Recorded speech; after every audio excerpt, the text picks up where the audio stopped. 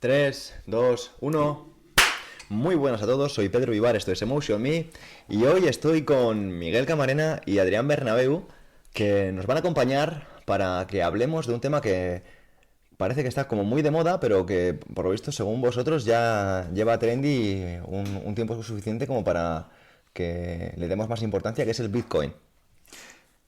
Yo lo conozco desde hace más de 10 años y todas las veces que me entrevistan en cualquier sitio siempre está de moda. Da igual que sea en el 2016, 17, 18, 19, 20, 21, 22. O sea, pero sí, está cada vez más en auge, efectivamente. Y no queda otra. Bueno, lo primero quiero dar las gracias tanto a Miguel, que yo no sé cuántas veces ha pasado por aquí, pero ya es veterano, como a Adrián, que es la primera vez que viene aquí a Emotion Me. Muchas gracias por invitarme, Pedro. Es todo un placer y además me ha encantado porque justo antes cuando estaba preparando unos mates os he escuchado que estaba Miguel diciendo que uno de los motivos por los que él no se esfuerza a lo mejor o a él ha identificado por lo que no se esfuerza tanto a nivel empresarial es porque siente que sus recursos, su energía no se deposita en la dirección que a él le gustaría, ¿no? Sí, desde hace un tiempo es como que estoy en esa reflexión interna de decir, oye, ¿por qué he bajado el ritmo empresarialmente? ¿Es porque me apetecía? ¿O es porque después de haber pagado cientos y cientos de miles de euros en impuestos, siento que una gran parte va a cosas que yo estoy totalmente en contra de ellas con mis valores? Como por ejemplo la guerra, ¿no? El armamento que se ha enviado cuando la guerra de Ucrania y cosas así. Y ahí hay un conflicto. Cuando estoy muy centrado, entiendo que todos tenemos nuestros personajes. Incluso puede haber gente que hasta evoluciona espiritualmente en la guerra, aunque a algunos les pueda sonar muy loco. Siento que es así cuando estoy centrado, pero cuando estoy más descentrado, digamos, como es muchas veces también, digo, es que me están robando, es que el dinero no va a donde tendría que ir y todo el beneficio que tengo empresarial al final se está yendo a un lugar que no me gusta que vaya. Entonces, hay ahí que puedo percibir un conflicto interno entre esas cosas, por eso me interesé por Bitcoin hace ya muchos años. Y precisamente quería introducir todo esto porque tú me decías, oye Pedro, mira, es que mi amigo Adri acaba de sacar un libro que va con el tema del Bitcoin y fíjate que justo ahora está en el punto más alto de su historia, ¿no? Y yo dije, pues mira, es un tema que me gustaría tocar porque sí que ya me hablaste de este tema hace unos años y invertí en su momento pues unas cantidades y yo me desentendí. Un poco, ¿no? Pues siguiendo algunos principios básicos de finanzas, pues considero que lo importante o lo verdaderamente importante es poner el foco donde lo vayas a atender, ¿no? Pero ahora que estamos viendo que muchas personas viven únicamente de esta gestión, porque yo creo que todos tenemos amigos que viven de esto, de cómo gestionan este tipo de activos, parece muy interesante que Adri nos comparta un poquito por qué ha escrito este libro. Vale, antes, Pedro, Sí, me gustaría comentar algunas cosas de las que venga. ha dicho Miguel, que efectivamente al final hay una especie de visión generalizada de que la redistribución de la riqueza es como algo positivo, ¿no? Y claro, desde la perspectiva de alguien como Miguel, que genera mucha riqueza y que esa redistribución le viene en contra, ¿no? Es como, vale, sí, pero a mí no me redistribuyen a favor, se redistribuye en mi contra, en el caso de, ¿no?, de lo que comentaba Miguel. Y hay dos tipos de robos en ese sentido. Uno es en esta redistribución de la riqueza y otro que es un robo, digamos, más secreto, no diría secreto, diría no a la vista o menos evidente, que es el tema de la inflación, ¿no? La inflación, según decía Ron Paul, es directamente un robo encubierto.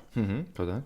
O sea, a todo el mundo le están robando constantemente, le están haciendo una redistribución de la riqueza sin incluso darse cuenta y, peor aún, en este caso al menos es de alguien que tiene capital, que se está generando más, que es más rico que la media, digamos, pero en el tema de la inflación a los que más le afecta es justamente a los más pobres, a aquellos que efectivamente todos los días, cada vez que van a hacer cualquier tipo de compra, todo lo que compran es cada vez más caro.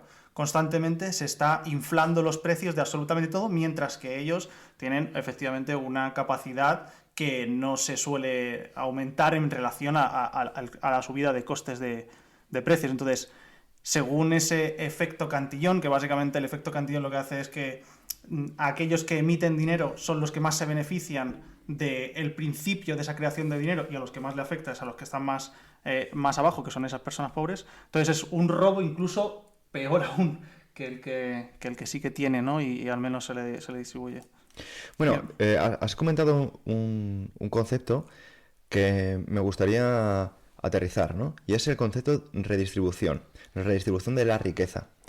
Y claro, ¿no? Esto a mí me viene una vez más esta corrupción semántica en la que caemos muchas veces cuando utilizamos términos como estado de bienestar, ¿no? Que parece que está protegiéndonos a todos y que está cuidando de nosotros, no que se lo digan a la gente que estaba en la Dana, donde estaba ese estado de bienestar, o estado como progresismo, que parece como que estamos avanzando por tomar ciertas medidas que a su vez lo que generan es que la gente esté más reprimida y que la gente a su vez sea menos libre.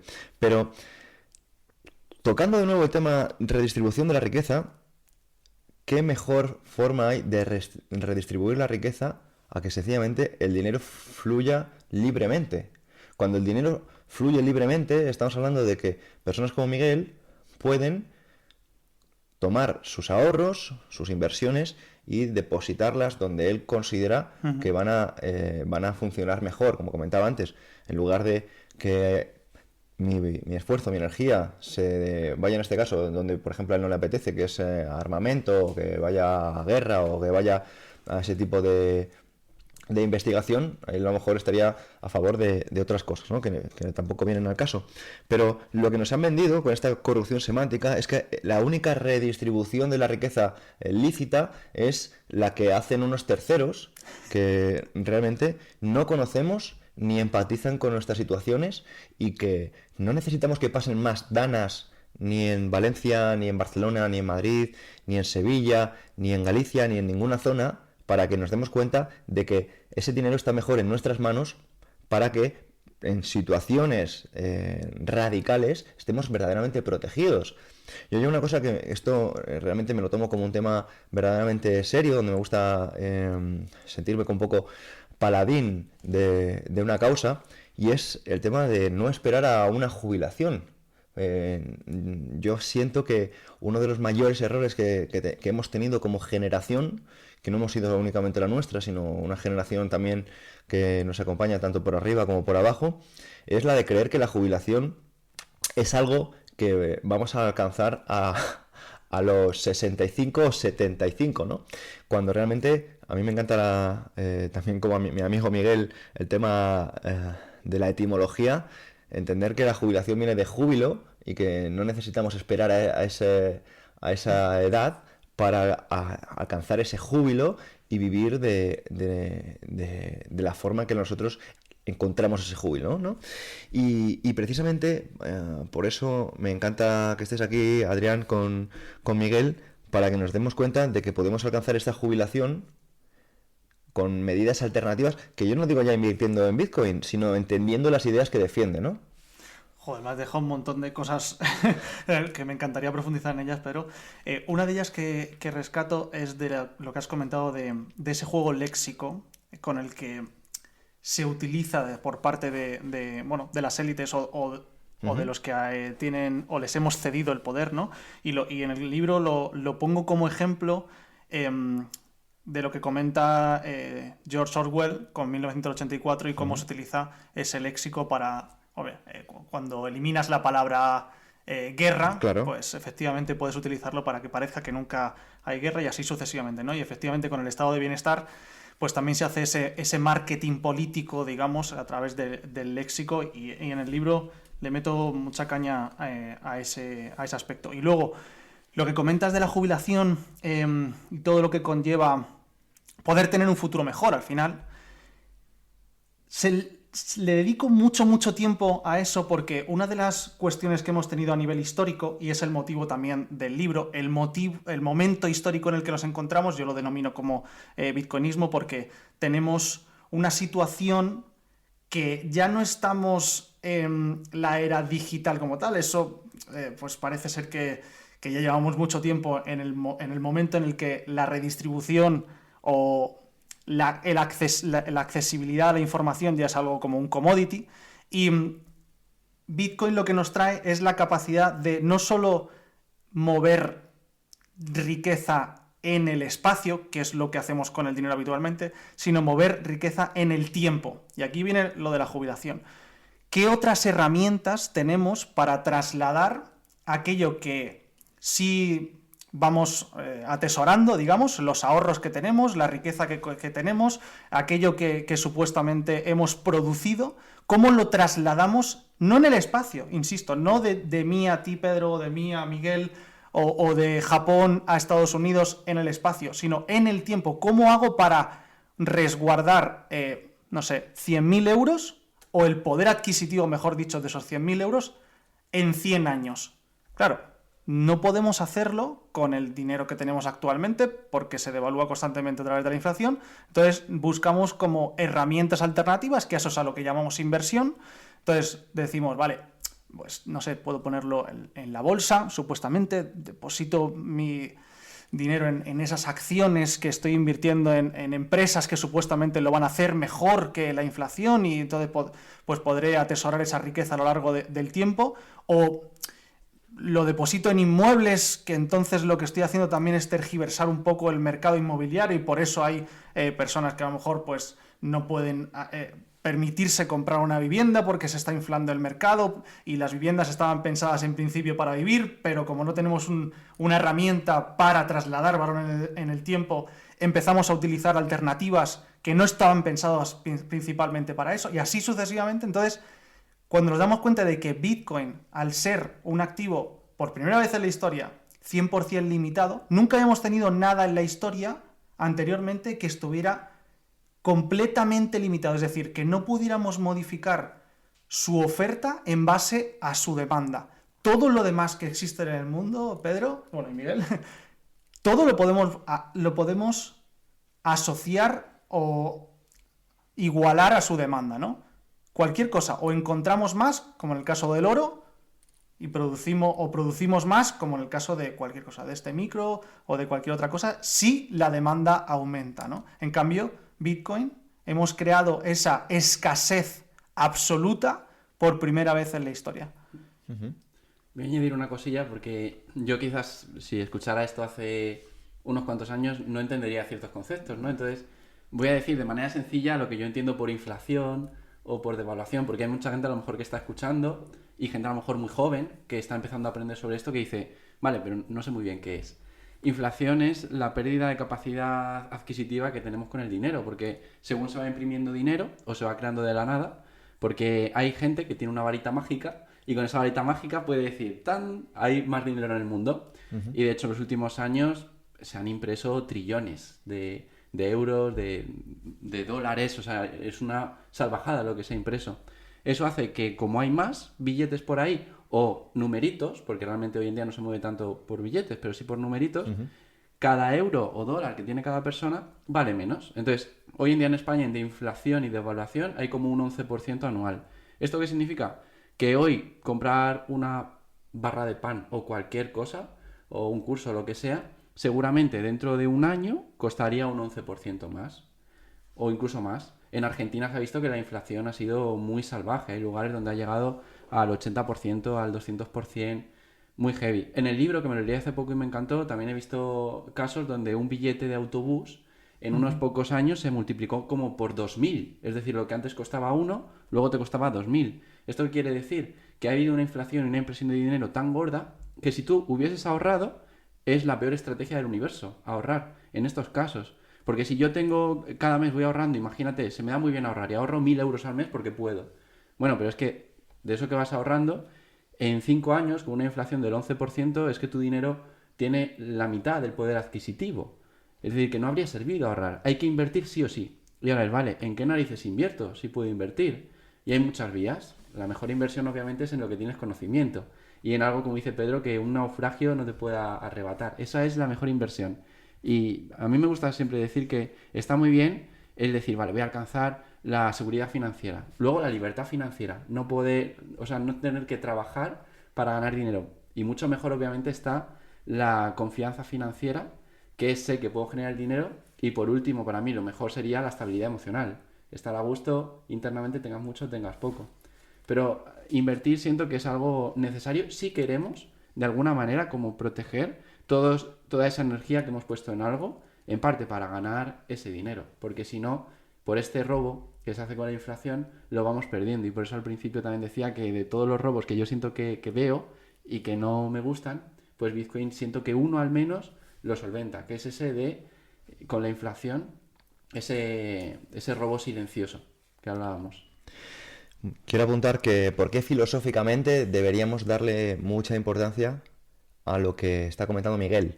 Miguel está hablando de cómo la inflación está perjudicando no solo nuestro bolsillo. A nivel filosófico, si nosotros no entendemos qué significa que lo que tenemos hoy mañana valga menos, estamos siendo demasiado ignorantes y seguramente unos insensatos. ¿Por qué? Porque si estudiamos cómo, por ejemplo, influenció la inflación en ciertos momentos de la historia, estamos viendo que, por ejemplo, al proletariado, que eran las personas que en su momento tenían menos poder adquisitivo, cuando se dieron cuenta de que su salario, si no se lo gastaban ese mismo día, al día siguiente, esto pasó en la Alemania... En Weimar, ¿no? Sí, la República de Weimar, eso es. Sucedió que las personas se lo gastaban en burdeles, se lo gastaban en el cabaret, se lo gastaban en el hedonismo.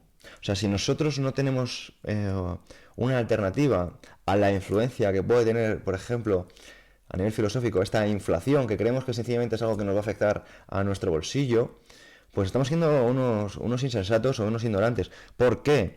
Porque lo que estamos viendo es que esto va a afectar sencillamente nuestra forma de entender el mundo. Luego a algunos nos sorprende que veamos que ahora mismo, fíjate cómo es noticia, cómo es trendy, esta mujer que se ha acostado con 100 hombres en un día y que ahora se promueve el reto de tratar de superar hasta llegar a los casi 1000 hombres en un día, ¿no? ¿Por qué? Porque estamos viendo que ahora mismo las personas no le dan valor a mirar a largo plazo, no le dan valor a términos que antes pues sí que se le daba valor. Está en decadencia el término familia, está en decadencia en términos de mirar a largo plazo. ¿Por qué? Porque si mañana no va a estar, ¿no? O sea, ¿para qué si mañana no voy a estar? No se entiende bien conceptos que para mi gusto, que son conceptos filosóficos, nos deberían hacer o acercar a una buena vida y no al revés. Y para puntuar un poco, apuntar un poco a lo que ha dicho antes Adri en relación a estos conceptos, me viene a la mente el difunto, también filósofo y escritor Antonio Escotado, que hacía una referencia a, por ejemplo, cuando muchas personas pretendían, por ejemplo, legalizar las drogas. Legalizar las drogas. No, hay que legalizar las drogas, hay que legalizar las drogas. Y él decía, no. A ver, no se confundan, señores. No hay que legalizar las drogas, hay que derogar la prohibición. O sea, fijaos que ahora lo que tratamos es perseguir algo, con esto de la inflación, que se supone que te está perjudicando. No, es que tú lo que estás persiguiendo es algo que es tuyo, que es tu propia libertad, y es que lo que tú has trabajado hoy no llegue otro tipo mañana, te imprima dinero y haga que valga menos. De la misma forma que no tiene que llegar nadie a legalizar nada, porque tú estás en tu derecho de, con tu cuerpo, hacer lo que quieras y consumir lo que quieras. Nadie tendría que venir a decirte lo que tú puedes o no puedes consumir, porque esto sería, como este señor también decía, pues como legalizar el fornicio, o legalizar la lectura, o legalizar ciertas cosas que a día de hoy las vemos como muy normales, pero llegará un momento que si pretendemos ajustarnos más a estándares mundiales, pues estaremos seguramente acercándonos a una tiranía mundialmente aceptada, pero no deja de ser una tiranía. Y precisamente, pues a mí me encanta tener personas como vosotros que un poco encarnáis este tipo de ideas, ¿no? Al final, ya sea escribiendo un libro o divulgando o mediante una forma de vida, que estos conceptos acaben llegando a las calles, ¿no? Porque sucede lo que ha pasado ahora mismo, que Miguel necesite hacer una explicación de ciertos conceptos porque probablemente haya personas que no los entiendan. Y a eso es precisamente pues lo que me gustaría hacer con este episodio. Joder, Pedro, casi podrías haberlo escrito tú, haber escrito tú el libro, porque, bueno, uno de ellos también le dedico mucho espacio a la preferencia temporal, justo a cómo nos cambia como sociedad justamente tener ese problema inflacionario y a tomar decisiones mucho más a corto plazo, porque no podemos pensar a largo plazo, ya que no nos permite hacer planes, ¿no? Si no podemos tomar decisiones a largo plazo, pues somos más instantáneos y eso destruye básicamente economías y una destrucción económica pues genera sociedades sin futuro, básicamente, ¿no? Y por otro lado, para mí Escotado hasta hace muy poco era la persona viva más sabia que yo he conocido jamás. De hecho, también tuve la suerte de poder conocerle cuando le dieron el premio de la Libertad en el Instituto Juan de Mariana, en el Casino de Madrid. Y hace poco también pude entrevistar a su hijo, Jorge, que ahora está haciendo una labor increíble, ¿no? Divulgando todo el conocimiento de su padre. Y dentro del libro Sí. también cito una parte en relación a esto que comentabas, básicamente porque nuestra mayor propiedad privada o nuestra primera propiedad privada somos nosotros mismos, es nuestro propio cuerpo. O sea, si no podemos tener decisión sobre nuestra propia propiedad privada corpórea, joder, ahí estamos, joder, vamos, estamos, no sé, dejando unos principios mínimos, ¿no? Que son, oye, la decisión que yo pueda hacer con mi propio cuerpo. Total, aunque sea controvertida. Decía este señor, como comentábamos antes, sobre mi piel mando yo. O sea, si no somos nosotros ya los dueños de qué poder hacer.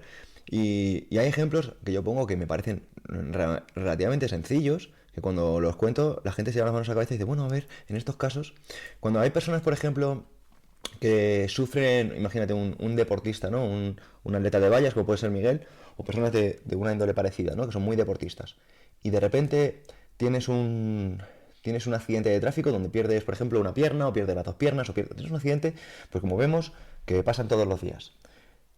A una persona que acaba de sufrir un revés en la vida de esta magnitud, ¿realmente le vas a prohibir tú que sin ningún tipo de conocimiento del área no pueda experimentar, por ejemplo, con psilocibina? O no pueda experimentar, por ejemplo, con ciertas sustancias que ya en Estados Unidos están utilizando de forma terapéutica y clínica. O sea, estamos hablando de que hay personas que para protegerte o te venden que para protegerte o por tu propio bien te dicen lo que tú puedes y no puedes hacer. Y no me enardecería si no fuese porque encontramos noticias que muchas se hacen públicas y otras os las voy a comentar también para que contéis si queréis lo que os apetezca, como que se ha detenido en una comisaría precisamente al comisario porque tenía más de 20 millones de euros de efectivo, de lo que había incautado durante, pues imagínate el tiempo, ¿no? Estamos hablando de, o sea, el dinero que tiene que ser eso en droga. Estamos hablando de que quién es el responsable de que las drogas sean ilegales y por qué no. No hay un conflicto de interés más que claro precisamente para que estamos viendo que se siga defendiendo de una forma tan enardecida, valga la redundancia, porque precisamente son las mismas personas que señalan y que te están protegiendo. ¿Y por qué lo digo desde esta forma? Porque también me he enterado por fuentes al final que sin querer, pues por estos medios me llegan, que aquí, relativamente cerca de mi casa, estamos hablando que en el aeropuerto de Torrejón de Ardoz, que es un aeropuerto que está bastante cerca del de Adolfo Suárez de Barajas, no piden el pasaporte. No piden el pasaporte a muchas de las personas que aterrizan en ese aeropuerto. Pero es que no solo es que no pidan el pasaporte, sino es que no hacen un registro de mercancías. Entonces yo me estoy imaginando, porque aquí pasan... La gente que escucha mi podcast lo sabe, ¿no? Porque sabe que se escucha muchas veces el paso de los aviones, ¿no? Tú, Miguel, que te has quedado muchas veces aquí en mi casa, dices, anda, pasan muchos aviones. Y antes me lo tomaba como sí, pasan muchos aviones porque aquí está la base aérea de Torrejón. Pero luego, cuando me empecé a enterar de la mafia que había detrás y de cómo llegan todos los días aviones llenos de droga en un país que se hace llamar del primer mundo como es España y que te vende que te está protegiendo tus derechos, pues uno dice no. Y empieza a cuestionar algo que hasta hace muy poco era incuestionable. Y es, por ejemplo, la democracia. Yo estoy aquí para aprovechar que estoy con dos personas con una mente más abierta, a tiraros este guante. ¿Y qué opináis vosotros de la democracia? Dale, dale. Bueno, joder, vaya melón, tío. O bien, si no quieres opinar nada, no opino nada, pues... No, pues- vaya melón grande. No sé si podría dar para un podcast completo, efectivamente. Al final la democracia, nació en Grecia, efectivamente, y ha cambiado mucho desde entonces. De hecho, tiene que ver con ese léxico que comentábamos al principio, de que se ha ido modificando lo que en un principio se creó como democracia para hacer algo que realmente no tiene nada que ver con lo que fue en su momento. Ahora simplemente tenemos como una especie de representación en el que le damos un poder casi dictatorial a un partido político o incluso a una figura que representa a eso que llamamos presidente, y a partir de ahí no hay ningún tipo de votación más sobre lo que se hace o se deja de decir, y tampoco hay ninguna consecuencia por no hacer lo que supuestamente se dijo que iba a hacer, ¿no? Entonces, cuando los incentivos no están alineados, que es parte también de lo que comento al principio del libro, no hay ningún incentivo a hacerlo bien porque no hay ninguna consecuencia por hacerlo mal. No sé qué tipo de democracia hay ahí, o que da igual todo. O sea, es todo. Y volvemos también al tema del cortoplacismo, ¿no? Que ya, ¿qué más da, no? Si en esos 4 años hago lo que me sale a los cojones y no hay ningún tipo de consecuencia, pues aquí vamos a robar lo máximo posible. Pero bueno, ¿tú qué opinas en ese sentido, Pedro? ¿Tú qué opinas, Miguel? Pues yo lo que veo es que si realmente el Estado fuera una empresa, estaría en quiebra desde hace mucho tiempo. Si las personas que gestionan el capital que damos, por ejemplo, en impuestos, fuese una empresa, estarían todos en la cárcel por corrupción, o la gran mayoría. Entonces, me parece que vivimos todos en una hipnosis colectiva, y yo me incluyo. Muchos días estoy más despierto, otros menos. Y esta hipnosis colectiva se logra con cosas como el léxico que hablábamos antes. Incluso trabajar, la palabra viene de un método de tortura, de tripalium, lo de jubilación que has hablado. Hay un montón de palabras que nos van contando, y eso al final está ahí guardado. Entonces yo creo que es un sistema que yo diría que es de esclavitud, en el que se tiene a la gente muy dormida, donde no quieren que pienses, que lo que quieren es que actúes desde pequeñito. Hasta para poder ir al baño tienes que levantar la mano en el cole, tienes que estar sentado, no te puedes levantar si no te da permiso el profesor, aunque sea hasta para ir al baño. Luego te van llevando hasta por la universidad, luego seguir avanzando para tener a alguien siempre que te dé órdenes, ¿no? Y luego en un trabajo muchas veces que no te paguen por pensar, sino que te paguen por hacer lo que tienes que hacer y ya está. Entonces somos como esos corderitos, y hay por ahí personas que nos van guiando como corderitos, y hay unas vías que te permiten tener como esa soberanía, o más soberanía. No voy a decir una soberanía total porque sería algo como muy heavy, que a lo mejor no está a nuestra disposición todavía, pero sí que mucha más soberanía. Entonces yo opino eso. A mí no me gustan tampoco mucho las etiquetas ni quitar el poder a la gente. Yo siento que la gente tiene mucho poder y que estaría bien darles la posibilidad de demostrar ese poder que tienen, no intentar todo el rato cortarles su creatividad, cortarles hasta dónde pueden llegar. Eso es lo que puedo decir. Bueno, seguramente que podéis decir mucho más.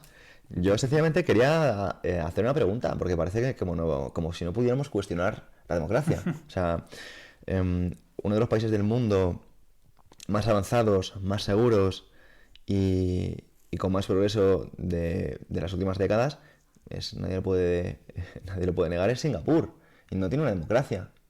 Pero es que si vamos a ver uno de los países también más ricos y más prósperos también de Europa, es Liechtenstein, y no tiene una democracia como tal, o incluso Mónaco no tiene una democracia como tal. O mira, se critica el caso de El Salvador, que ha hecho cosas increíbles y se toma de dictador. Podrá serlo o no, pero mira lo que le ha hecho al país. De hecho, yo estuve recientemente allí ¿Ah, y sí? la gente estaba extremadamente agradecida. O sea, yo jamás he estado en ningún lugar en el que cualquier persona, un taxista, un camarero, cualquier persona le preguntara de forma aleatoria y que todo el mundo estuviera contento con su presidente. ¿Puedes contar O sea, alguna de las medidas que hizo Bukele? Así que te acuerdes. Bueno, una de ellas, teniendo en cuenta que era uno de los países más peligrosos del planeta, tenía aproximadamente de media unas 40 muertes al día. O sea, es una Siendo un país locura. pequeñito. Siendo un país pequeño, claro. Bueno, en porcentajes es Pero una... muertes por es una- asesinatos, o sea, estamos Claro, hablando, por no estamos asesinatos, hablando de exacto. accidentes de tráfico. Sí, ni por enfermedades ni cosas de esas, no por asesinatos.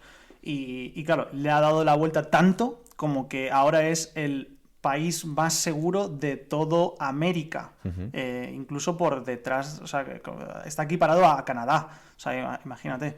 Y otra de las cosas, claro, imagínate, o sea, no había ninguna persona a la que yo le preguntara, y te aseguro que durante todo el tiempo que estuve allí le pregunté a todo el mundo que pude, hablé con todas las personas que pude para no generar ¿Un sesgo? Un sesgo, sí. Y efectivamente no había ninguna persona que no tuviera un amigo, un familiar, un conocido, un vecino que no lo hubieran torturado, asesinado, de cualquier extorsionado. O sea, no podían ni siquiera a veces ir a casa de, no sé, de su hermana o de su padre porque se delimitaba, todos los barrios se delimitaban por por bandas, por las maras, y si tu calle era de una mara y la de enfrente era de otra, por ejemplo, te pedían el DNI si cruzabas la calle, una de las maras, y si eres de la otra mara, ya supuestamente estabas allí por espionaje, podían, no sé, cortarte las manos, hacerte cualquier cosa sin ningún tipo de... O sea, cortar la impunidad, no había consecuencias a nivel legal, digamos, o a nivel policial o lo que sea.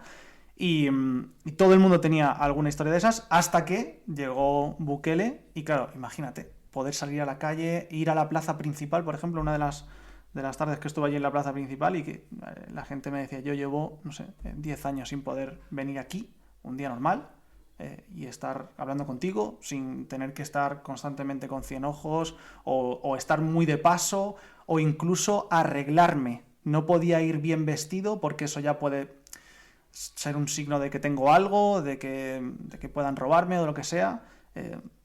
Había, por ejemplo, tonterías como una mujer me decía, se puso de moda que tal Mara iba de las chicas de pelirrojo, entonces si tú tenías el pelo teñido de pelirrojo, ya directamente te iban a matar si eras de o sea, si te encontraba la otra banda. Entonces yo no podía ni siquiera decidir el tipo de color de pelo que llevaba. Hasta ese punto. O sea, entonces, obviamente, todo el mundo estaba extorsionado en cualquiera de sus negocios, es decir, se llevan un porcentaje, el que decidan en cada momento por lo que tú estés produciendo. Eso, pues, quebraba todo tipo de cualquier tipo de emprendimiento, empresa que tuvieras. Y fíjate hasta qué punto que el cambio que hizo Bukele hizo que las personas tuvieran hasta 2 y 3 trabajos simultáneamente y con gusto. O sea, la gente estaba trabajando con gusto, justo lo contrario de lo que pasa aquí en España. Estaban súper agradecidos de poder estar teniendo pues su propio restaurante a lo mejor, su propio... Y al mismo tiempo teniendo un Uber que conducían algunos fines de semana y cosas así. O sea, hasta 2 y 3 trabajos y de forma agradecida. Bueno, claro, es que yo creo que cuando tú trabajas y te llevas el fruto de tu esfuerzo, pues es distinto a cuando te esfuerzas, ¿no? Y sabes que no va a ser para ti, ¿no? Quiero decir, un sistema de incentivos, ¿no? Pero volviendo al tema de... Sí, perdón. Sí, otro de los cambios que hizo, como me preguntabas cuáles son, Sí. obviamente relacionado con Bitcoin y con bitcoinismo, ha sido el primer país del mundo en adoptar Bitcoin como moneda de curso legal, y no solo eso, sino que empezó también a ahorrar ellos mismos como país en Bitcoin. Ellos tenían una deuda muy grande con el Fondo Monetario Internacional de Estados Unidos, como prácticamente como todo el planeta Tierra que tiene Claro. deuda con Estados Unidos, pero básicamente ellos, a pesar de ser muy criticados, han podido solventar la deuda que tenían gracias a estos ahorros en Bitcoin. Ahora aproximadamente están comprando un Bitcoin al día de media para hacer una media ponderada y demás. Y ahora pues se puede ver públicamente, si por ejemplo entras en Najib, que es el presidente, najibtracker.com, puedes ver a tiempo real todos los fondos que tienen en Bitcoin y cómo están fluctuando y demás, y ya llevan pues el doble o más del doble de lo que invirtieron, y eso no solo les da la capacidad de poder solventar la deuda que tenían, sino que les da también independencia, en el sentido de que ellos no tenían moneda propia, trabajaban a través del dólar, o sea, su moneda nacional era el dólar, y el Fondo Monetario Internacional les dio un aviso, les dijo, oye, Nayib, esto que estáis haciendo, o sea, está bien, ¿vale? Pero no nos gusta mucho. ¿Por qué? Básicamente porque pierden poder de coacción, poder, pues como por ejemplo han hecho con Rusia en el momento en el que entró en guerra con Ucrania. A Rusia le bloquearon fondos que tenían en dólares y demás, y claro, no pueden hacer lo mismo con Bitcoin. De hecho, de ahí viene... si sabes autocustodiar Bitcoin, es inconfiscable. De ahí viene la era de la riqueza inconfiscable, que es así como se... Luego te preguntaré por eso, porque hace poco escuchaba en el podcast este de Euge de Spice Fortuna, que me gusta mucho, cómo ahora mismo la inteligencia artificial está siendo capaces de, a través de ordenadores cuánticos, de llegar a algoritmos que parecían impensables hace relativamente poco, ¿no? Y que eso podría, no digo poner en jaque a Bitcoin, pero sí que a muchas wallets y a muchas de nuestras contraseñas que tenemos, ya no digo en Bitcoin, sino en nuestra cotidianidad. Pero antes de pasar de ese tema, tengo pendiente responder de una forma muy sencillita a lo que hablábamos de la democracia. Y es que yo no pretendo aquí ahora mismo tumbar a la democracia, como la entendemos. O sí, pero lo que quiero sencillamente es añadir una pregunta a nuestro repertorio de preguntas habituales en lugar de darlo por hecho, ¿no? A mí me gusta mucho el libro este de los 4 acuerdos, ¿no? Del doctor Miguel Ruiz, y uno es no des nada por hecho. Digo, bueno, ¿por qué voy a dar la democracia, por ejemplo, por hecho, ¿no? ¿Por qué voy a dar la democracia como lo mejor? Y me gusta volver a un debate que había antiguamente, en la época de Aristóteles, en la época de Platón, y antes se debatía sobre cuál era el mejor sistema de gobierno. Antes se debatía si una plutocracia era mejor que una aristocracia, o una timocracia era mejor que una tecnocracia. O sea, digamos, qué sistemas podían ser más interesantes para el gobierno de las personas, ¿no? Y yo estoy muy a favor de una democracia que es subliminal, que yo estoy seguro que vosotros también estáis de acuerdo en esto, porque es la democracia mediante la atención y la democracia mediante, por ejemplo, nuestra energía y nuestro dinero. Por ejemplo, ¿cómo puedo votar para que el libro de Adri sea uno de los libros más leídos? Pues leyéndolo, comprándolo. ¿Cómo puedo votar para que algo que me gusta mucho se reproduzca? Oye, pues consumiéndolo, pues comprándolo, pues recomendándolo.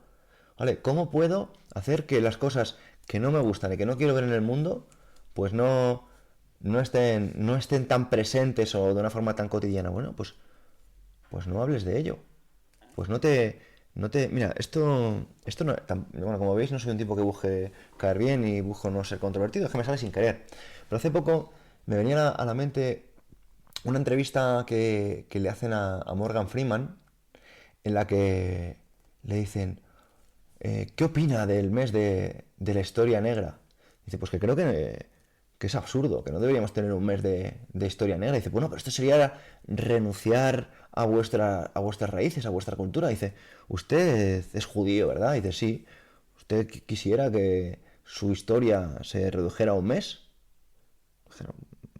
No, lo vería ofensivo.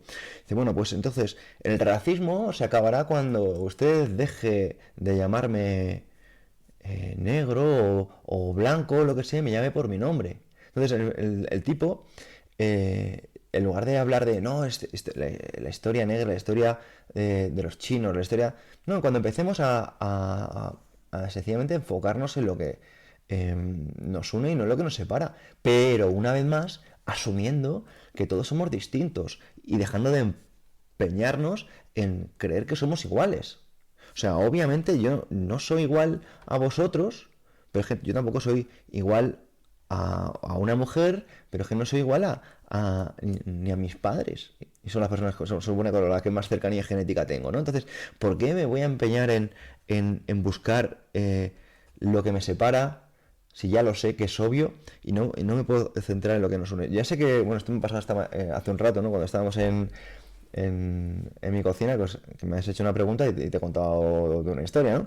Pero es que yo soy de la perspectiva de que simplificar es de holgazanes y de mentes desidiosas. Y si no haces el esfuerzo cognitivo de preguntarte más allá de lo que conoces, pues obviamente, ¿qué esperas, ¿no? Y qué vida esperas llevar, ¿no? Por eso no quiero responder realmente ahora mismo sobre mi visión de la democracia, sencillamente pues dejar más incógnitas para que un oyente al menos, no, obviamente no digo que todos, se haga esta pregunta y se plantee si realmente ese es el mejor sistema o al menos busque alguna alternativa, por lo menos que las conozca, ¿no? Y has mencionado antes de soslayo, pero me gustaría que hablaras de ello a la audiencia antes, Adri, el Instituto Juan de Mariana. Porque, claro, puede parecer como que es algo pues anecdótico, pero también hacen un trabajo divulgativo muy grande Totalmente. y me gustaría que más personas conocieran sobre este instituto. Bueno, yo no soy un representante del instituto, ¿Sí? pero lo tengo muchísimo aprecio básicamente porque he tratado de vincularme a ellos tanto como oyente, como participando, como de todas las formas posibles, básicamente porque promueven las ideas que estamos aquí hablando y esa filosofía pues más liberal o más largoplacista o más abierta o que considero que es el buen camino, básicamente. Entonces, no sé si quieres comentar algo en concreto sobre el Bueno, instituto yo o... sé, yo sencillamente un apunte, y es que yo no soy liberal. O sea, yo antes me denominaba liberal y me pasó un poco como le pasaba a Naval Ravikant. Esto lo cuenta en el libro este del almanaque, que el tipo dice, yo antes solía denominarme a mí mismo como liberal, pero luego empecé a leer más cosas que implicaban el mismo término y no quería que la gente me asociase con eso, ¿no? Bueno, Jesús Huerta de Soto dice que el liberalismo es para maricones, ¿no? O algo así dice. A ver, yo respeto muchísimo al profesor Huerta, me parece un auténtico fuera de serie, o sea, y sobre todo, ya no porque sea una persona que a nivel cognitivo o a nivel intelectual sea un fuera de serie y un tipo irreplicable, sino porque es un entusiasta. O sea, es un hombre que tiene más de 70 años y le ves y tiene un entusiasmo que ojalá lo tuvieran los chavales de 20 años hoy, que parece que estos estudios que dicen que los niveles de testosterona están por los suelos, pues tienen razón, ¿no? Y ves a este señor con más de 70 que tiene una energía y un ánimo que da gusto escucharlo, ¿no?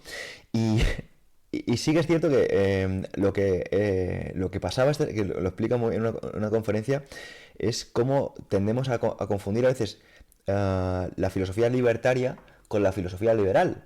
Ujú. Y quiero sencillamente hacer un pequeño apunte de que una filosofía liberal, pues es como lo que hablamos antes, de muy buenas intenciones. Son personas que tienen muy buenas intenciones y demás, pero no acaban con el problema. No acaban con el problema. El problema es que, mira, esto, pues, detesto extenderme porque al final, pero es que es un tema que realmente me apasiona, ¿no? Y no puedo evitarlo. Pero quiero poner un ejemplo. Esto lo explica el profesor Bastos. El profesor Bastos define la filosofía libertaria como un mundo en el que tú debes ir siempre con un todo bajo sospecha. Ujú. O sea, que cuando vayas a comprar, no digas, bueno, como esto tiene etiqueta, pues va a estar bueno.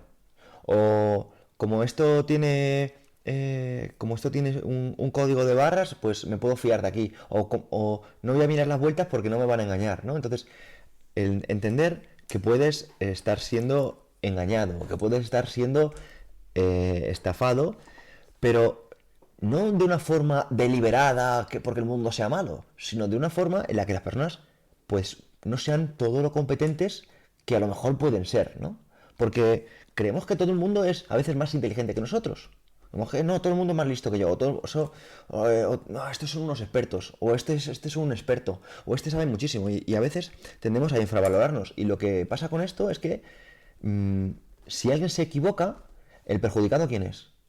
Pues tú mismo, ¿no? Entonces, esta filosofía te hace de una forma mucho más consciente, responsable de todo lo que haces. De si te tomas una barra de pan, decir, oye, voy a saber exactamente qué me estoy tomando, voy a informarme de una forma deliberada, pero voy a informarme lo mismo voy a leerme el libro de Adri, pues voy a ver con quién se junta Adri, de cuánto tiempo lleva divulgando, o sea, que no hagamos las cosas sin un pozo.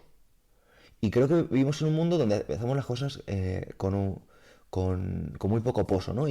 Y por eso detesto extenderme porque es un tema que, como tú has dicho antes, daría para mucho. Pero el resumen es que un libertario es aquel que no cree en el Estado.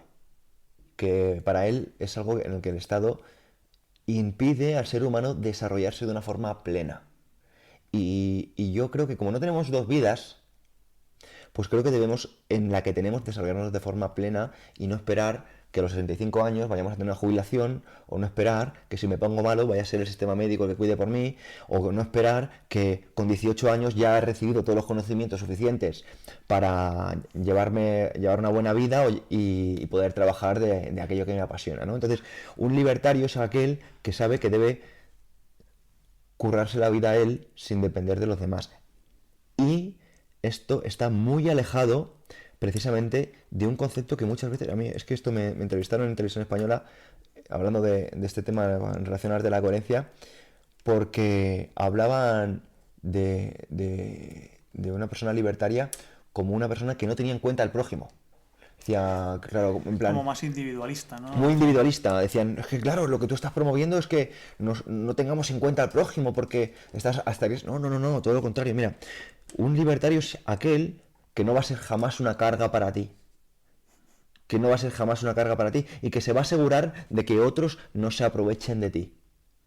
Porque lo que va a hacer es tratar de cuidar de que su entorno esté a la altura. Porque busca la excelencia, porque no le queda otra. Pero en cambio, estas ideas, fijaos que las estamos promoviendo, las estamos contando de una forma aislada, las estamos contando a veces con la boca pequeña. Ay, no vayan a pensar, ¿cómo voy a decir esto? Ay, este tipo me quiere quitar mi sanidad. Ay, este tipo me quiere quitar la jubilación. Como algo que debemos decir con la cabeza gacha. Y a mí esto me repatea mucho. Entonces, yo soy una persona que agradezco una vez más que vosotros estéis aquí, porque a veces mis amigos, bueno, saben, bueno, Miguel, que se ha ido de viaje conmigo, sabe que soy muy pesado con todo el mundo y que siempre que tengo la oportunidad, me da igual que sea un conductor de Uber o lo que sea, le hago preguntas para que llegue a conclusiones, ¿no? Y por eso, pues, quería preguntarte por el Instituto de Juan de Mariana, porque son personas que tratan de aterrizar estas ideas. A mí me gusta mucho, bueno, a mí me encantan los dos, de hecho el arte de la coherencia también lo leí, ya te lo compartí, aunque ya conocía muchos conceptos porque nos vemos un montón, Pedro y yo. Y ahí aprendí mucho también sobre lo que sería, con relacionado con el dinero, el anarcocapitalismo y muchas vías también de qué se suele hacer ahí, porque ellos son conceptos que tampoco soy experto en ellos ni tengo muy claros, pero con vosotros aprendo mucho. Y he visto mucha similitud, tanto en lo que comparte Pedro como lo que comparte Adri en Bitcoinismo, en su libro, que también me ha encantado. Y otras palabras también que confunden mucho, a veces intuyo que intencionadamente, es como capitalismo y consumismo. Ah. Y de hecho Adri lo explica en el libro, la gran diferencia, que tiene un poco también que ver con las diferencias que comentaba Pedro. Y de hecho el capitalismo no promueve muchas veces el consumismo, promueve el ahorro, precisamente lo contrario. Por eso vivimos en esta hipnosis colectiva y el lenguaje es el que nos hipnotiza.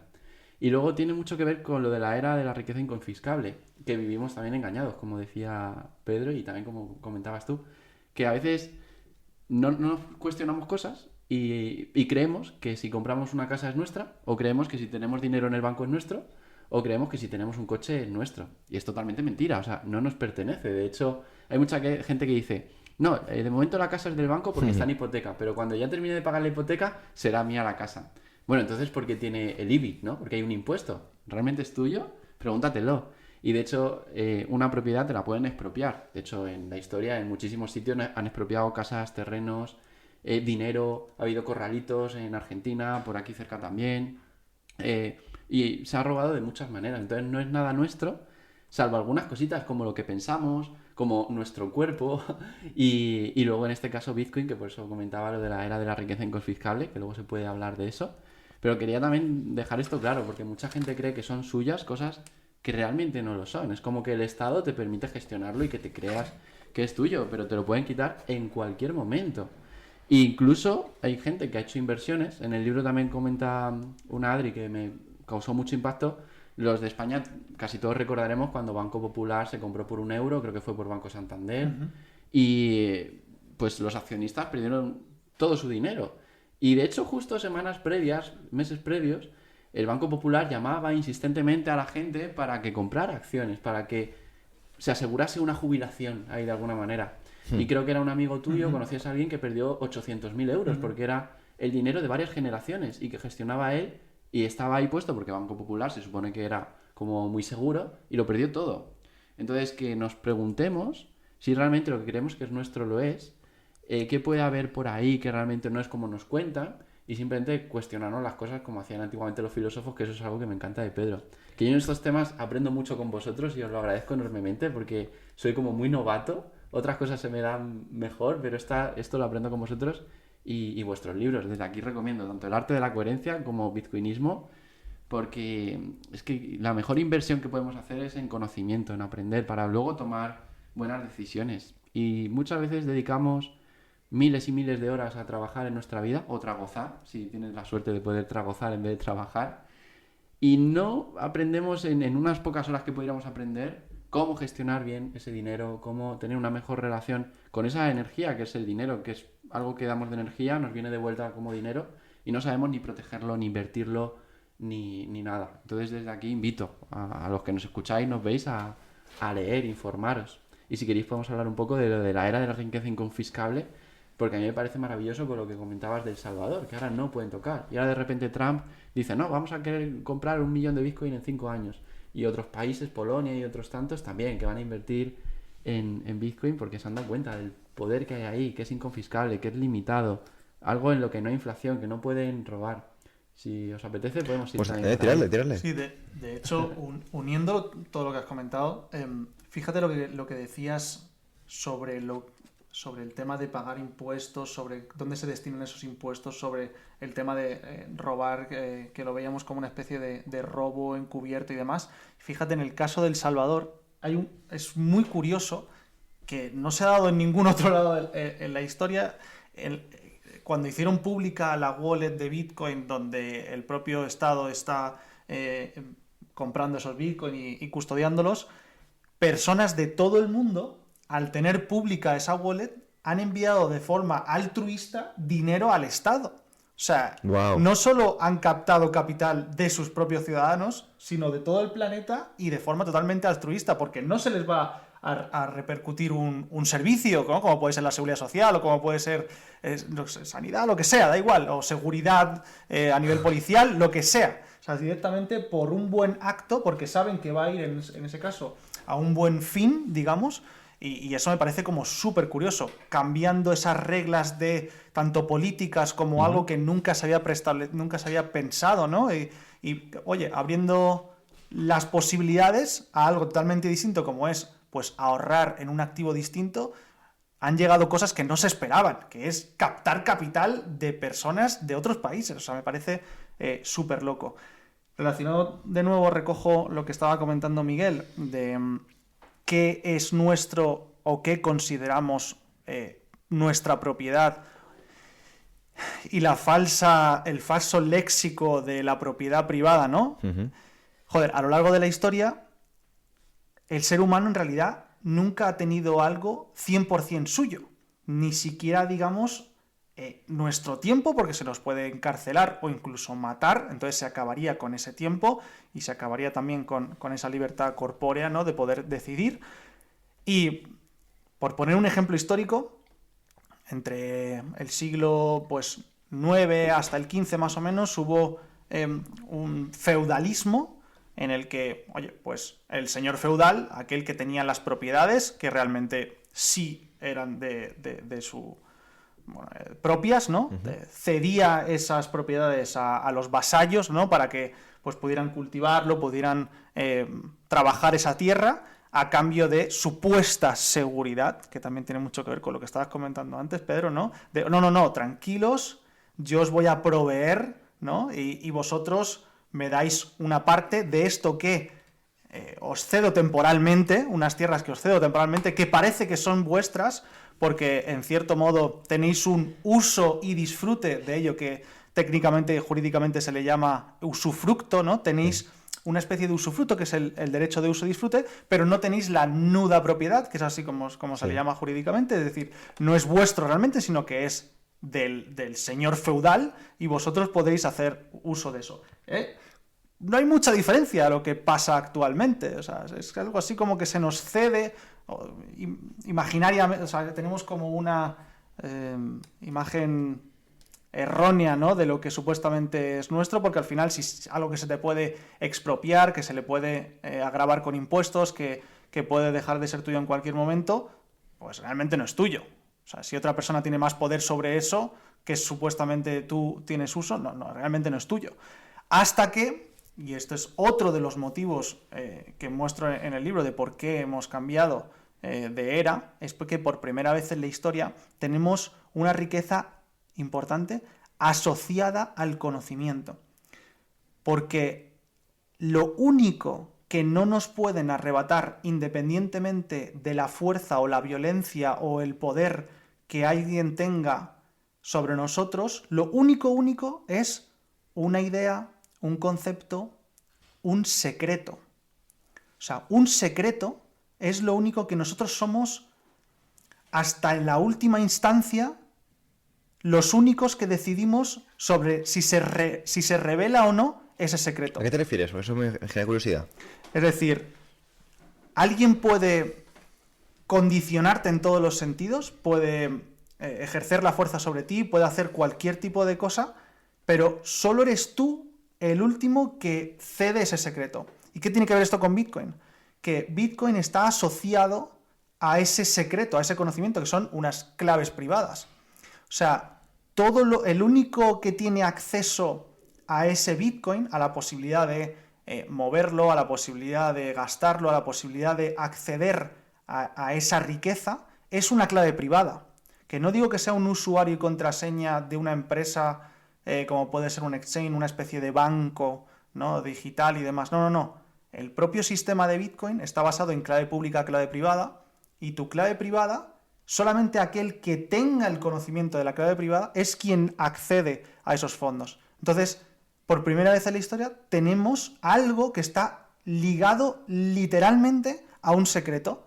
Entonces, solamente es transferible, solamente es accesible si tú revelas ese conocimiento y por lo tanto no te lo pueden confiscar si tú no dices en última instancia ese secreto. Entonces, todo lo que hemos tenido en la historia es confiscable, excepto Bitcoin, porque está asociado al conocimiento. Bueno, yo en esto lo que tengo es, no esa certeza, sino lo que diría es que es menos susceptible de ser coaccionado, ¿no? O sea, no es lo mismo porque podría ser algo parecido a tener una llave, ¿no? Tú tienes esa llave en tu bolsillo, pero a lo mejor si te coaccionan, ¿vale? O a lo mejor tú que eres un hombre adulto, pues eres más difícil de coaccionar, ¿no? Pero a un chico de 18 años que tenga o una chica de 18 años que tenga ese mismo secreto, pues al final es más fácil de ser coaccionado. Sin embargo, lo que creo que sí que se construyen son pues unos medios mucho más fiables de los que había existido hasta entonces, ¿no? Porque decir que es como algo tan rotundo, pues tal vez sería avanzar demasiado porque no sabemos un poco realmente bueno, yo al menos, como te digo, no me gusta pensar que mis pensamientos están protegidos por mí mismo. o que mis secretos están protegidos por ponerte otro ejemplo. O sea, si fuera una llave, cualquier cosa física, efectivamente, ejerciendo la violencia tan fuerte como la muerte, podrían acceder a ello. Si tú tienes una llave en el bolsillo, yo te mato y accedo a ello.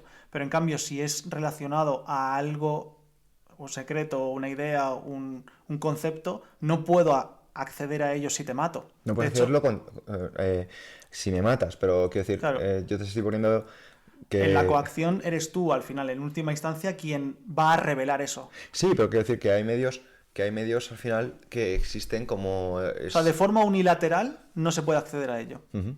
No, de forma unilateral no, pero bueno, que yo lo que quería decir es que como que tal vez de una forma menos accesible, pero tal vez no rotunda, en mi opinión, ¿eh? O sea, te lo digo sencillamente pues para, para decirte que estoy de acuerdo en parte, en el sentido de que sí que estoy de acuerdo que rompe con muchos paradigmas que ha habido hasta entonces, pero sí que lo que es nuestro conocimiento, la cognición, sí que es más fácil de acceder, ¿no? Porque si alguien al final quiere estar protegido, quiero decir, en el momento que tú conozcas a esa persona, que tú conozcas a una persona, si la estudias lo suficiente, con la inteligencia artificial o con los medios adecuados, puedes acabar alcanzando esa clave. O sea, porque no son claves infinitas, ¿no? Son claves finitas. La combinación matemática es como más grande que los átomos del universo. O sea, es prácticamente impredecible. O sea, de hecho, por eso se hace así. Entonces, por ejemplo, imagínate, porque yo te hago esta pregunta porque no tengo ni idea, ¿no? Entonces, ¿cómo sería si yo quisiera tener una clave? No tendría nada que ver a ninguna clave que yo utilizase, por ejemplo, en pasarelas de Stripe o PayPal o... No, o sea, no la decides tú, no es como un password, no es Ujú. una contraseña como tal, sino que hay una especie de, digamos, estándar a través de uno de los estándares de Bitcoin y se define, no lo decides tú porque las personas no somos lo suficientemente azarosas, digamos. De hecho, en realidad... O sea, no tenemos la suficiente entropía, esa sería la palabra adecuada. Entonces necesitamos de una herramienta que sí tenga la suficiente entropía para generar esa clave. No sé si estoy siendo demasiado técnico o no, pero vamos. Bueno, pero por lo menos para mí está siendo más claro. Entonces, cuando tú has dicho una imagen, una idea, un concepto, ¿podrías poner un ejemplo tangible de un supuesto para que alguien lo pudiese aterrizar? Vale. Normalmente se decide por 24 palabras. Esas 24 palabras están establecidas también en un protocolo que es un estándar básicamente, que es el BIP 39, si no me equivoco. Y en ese BIP 39 hay 2048 palabras. 2048 palabras que se combinan entre ellas de forma azarosa cada vez que se quiere crear una nueva clave privada, digamos, se construye de nuevo esas 24 palabras en base a las 2048 que hay en el estándar, digamos. Esa combinación es una combinación tan azarosa y tan extraña que sería prácticamente imposible. De hecho, nos cuesta pensar matemáticamente en que no se pudiera solucionar simplemente con base y error, o sea, con prueba y error, ¿no? Como, oye, pero si solo son 24 palabras y hay 2048, ¿cómo no se va a poder hacer una prueba y error para encontrar? Pues es imposible. Está muy cercano a Bueno, la a ver, esto me genera mucha curiosidad, Adri. Entonces, Sí. imagínate que yo como no estoy nada puesto, porque yo tengo mi clave en una plataforma de esta de pagos de criptomonedas y me he desentendido, ¿no? Entonces, Claro, son ellos quienes tienen esas 24 palabras, digamos, de tus fondos. pero de mis claves. O sea, O sea, yo tengo mi clave y tú- yo con mi clave puedo entrar, o sea, meter y sacar dinero, ¿no? Tú lo que tienes es, en realidad, una especie de promesa. De ellos tienen realmente los fondos en una de estas, ellos tienen realmente la clave privada de esos fondos, son propietarios de esa clave privada, que no te han revelado a ti ese secreto, y tú simplemente tienes acceso visualmente a una plataforma que ellos te muestran una supuesta realidad que es la misma supuesta realidad que cuando entramos al banco. En realidad esos fondos no hay billetes esperándonos en el banco, no hay... Ah, hay qué simplemente- interesante. O sea, que bueno, esto es un concepto que es nuevo para mí. O sea, que realmente yo cuando me meto en una...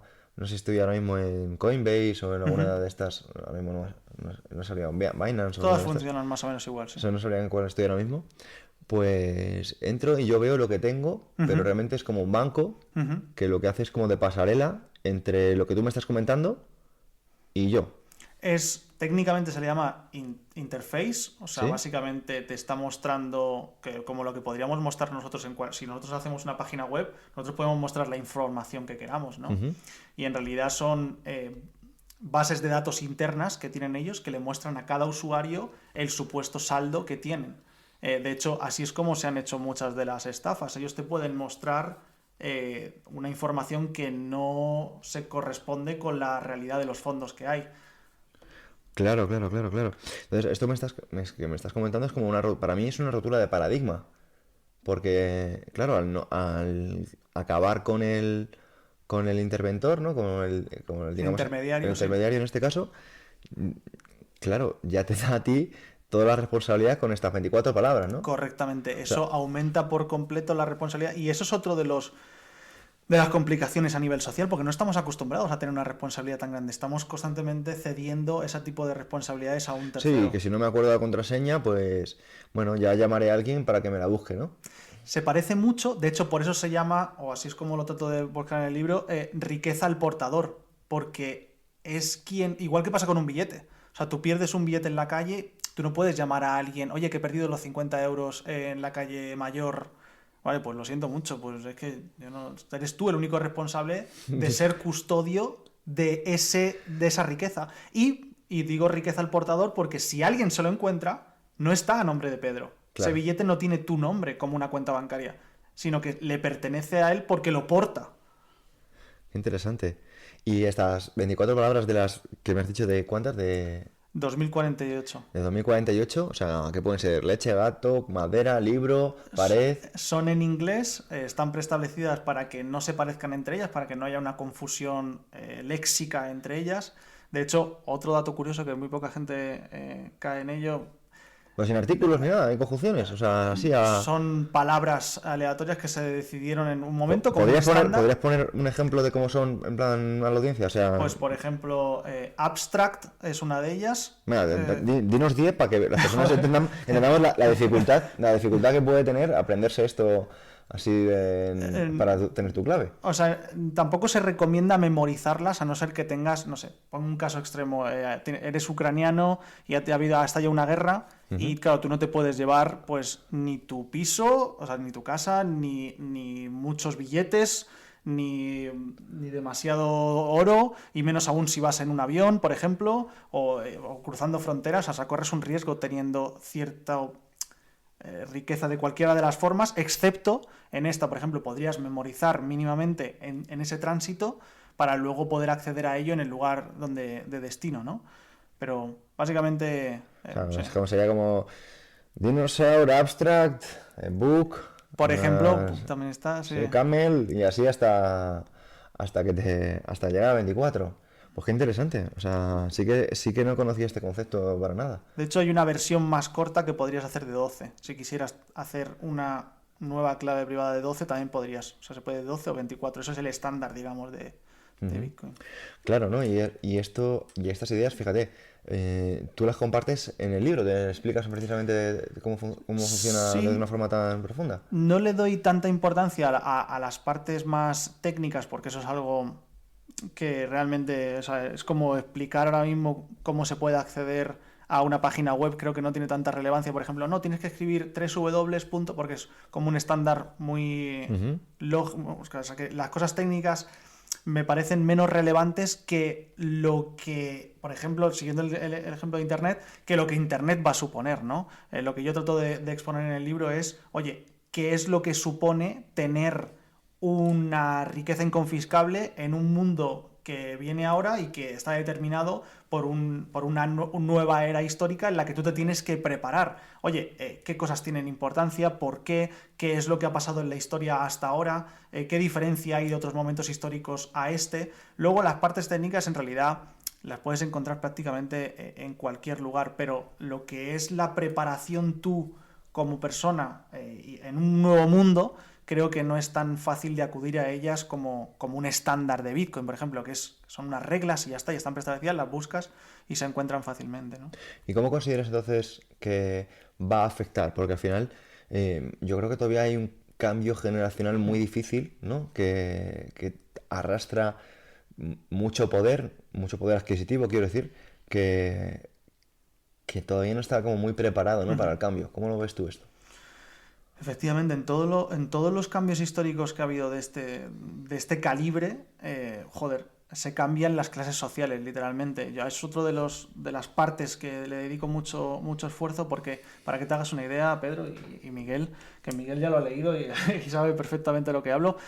Claro, hasta ahora tú eras un africano, por ejemplo, y tú estabas abogado, sí, o sea, no podías eludir la situación de tu país, la divisa de tu país y la situación política, ¿no? Pero claro, ahora estamos en un mundo en el que estamos pues más de 8.000 millones de personas y hay más de 5.000 millones de personas que tienen acceso a Internet, incluido muchas de esas personas de África.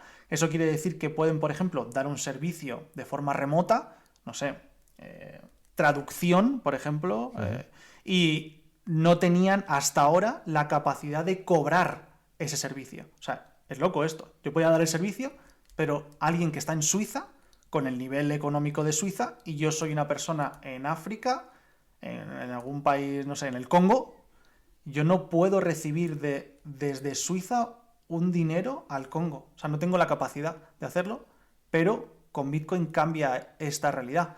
Entonces, alguien con ese estatus económico de Suiza me puede pagar de forma remota prácticamente instantánea, y eso ya de por sí cambia su situación, probablemente no solo la suya, sino la de su familia y la de sus futuras generaciones, por tener la capacidad de tener pagos intergeneracionales y sin ningún tipo de restricción fronteriza. Oh, qué interesante y qué cambio de paradigma que, bueno, O sí, por sí, ejemplo, Pedro, perdona no, no, imagínate, tú eres por ejemplo, una mujer en Irán, tampoco puede recibir pagos. O eres, por ejemplo, un niño de 12 años, no puede abrir una cuenta bancaria, pero por ejemplo podría estar recibiendo pagos sin pedirle ningún tipo de permiso a nadie. Se puede directamente, con estas palabras de las que estábamos hablando, crearse una cuenta, estar jugando a un videojuego y que reciba, no sé, que venda uno de sus avatares o una espada especial que tiene, que es la rehostia porque solo él la ha podido conseguir en ese juego raro que juegan cuatro frikis, y que pueda estar recibiendo dinero desde cualquier parte del mundo sin ningún tipo de autorización. Y estamos hablando o sea, Bitcoin no pone restricciones, da igual tu sexo, tu raza, tu nacionalidad, incluso, y aquí habríamos otro melón que seguramente te va a gustar muchísimo, no distingue tampoco entre humanos y robots. O sea, una inteligencia artificial, un robot, lo que sea, se puede abrir o sea, bueno, puede crear una clave privada y empezar a cobrar de forma autónoma. Pongamos un ejemplo, no sé, de un Tesla autónomo con conducción automática que de repente se convierta en sí mismo en una especie de empresa y tenga la capacidad de cobrar de forma remota, completamente autómata. O sea, sí, eso sí, sí, totalmente, cambia por total, completo las reglas del juego. sí, sí, life changer. Y más allá, o sea, tampoco teníamos la capacidad hasta Bitcoin de generar micropagos internacionales. ¿De qué estás hablando, Adrián? Sí, yo no Sí, sí. puedo enviar 2 céntimos a China ahora, a las 4 de la mañana, un domingo. No puedo. Pero con Bitcoin sí, puedo enviar céntimos. Eso abre unos modelos de negocio que hasta ahora no estábamos, pues no sé, por ejemplo, que estés leyendo este libro y que solamente pagues por las páginas que estés consumiendo en el momento en el que las estás leyendo, sin tener que pagar todo el libro completo, por ejemplo.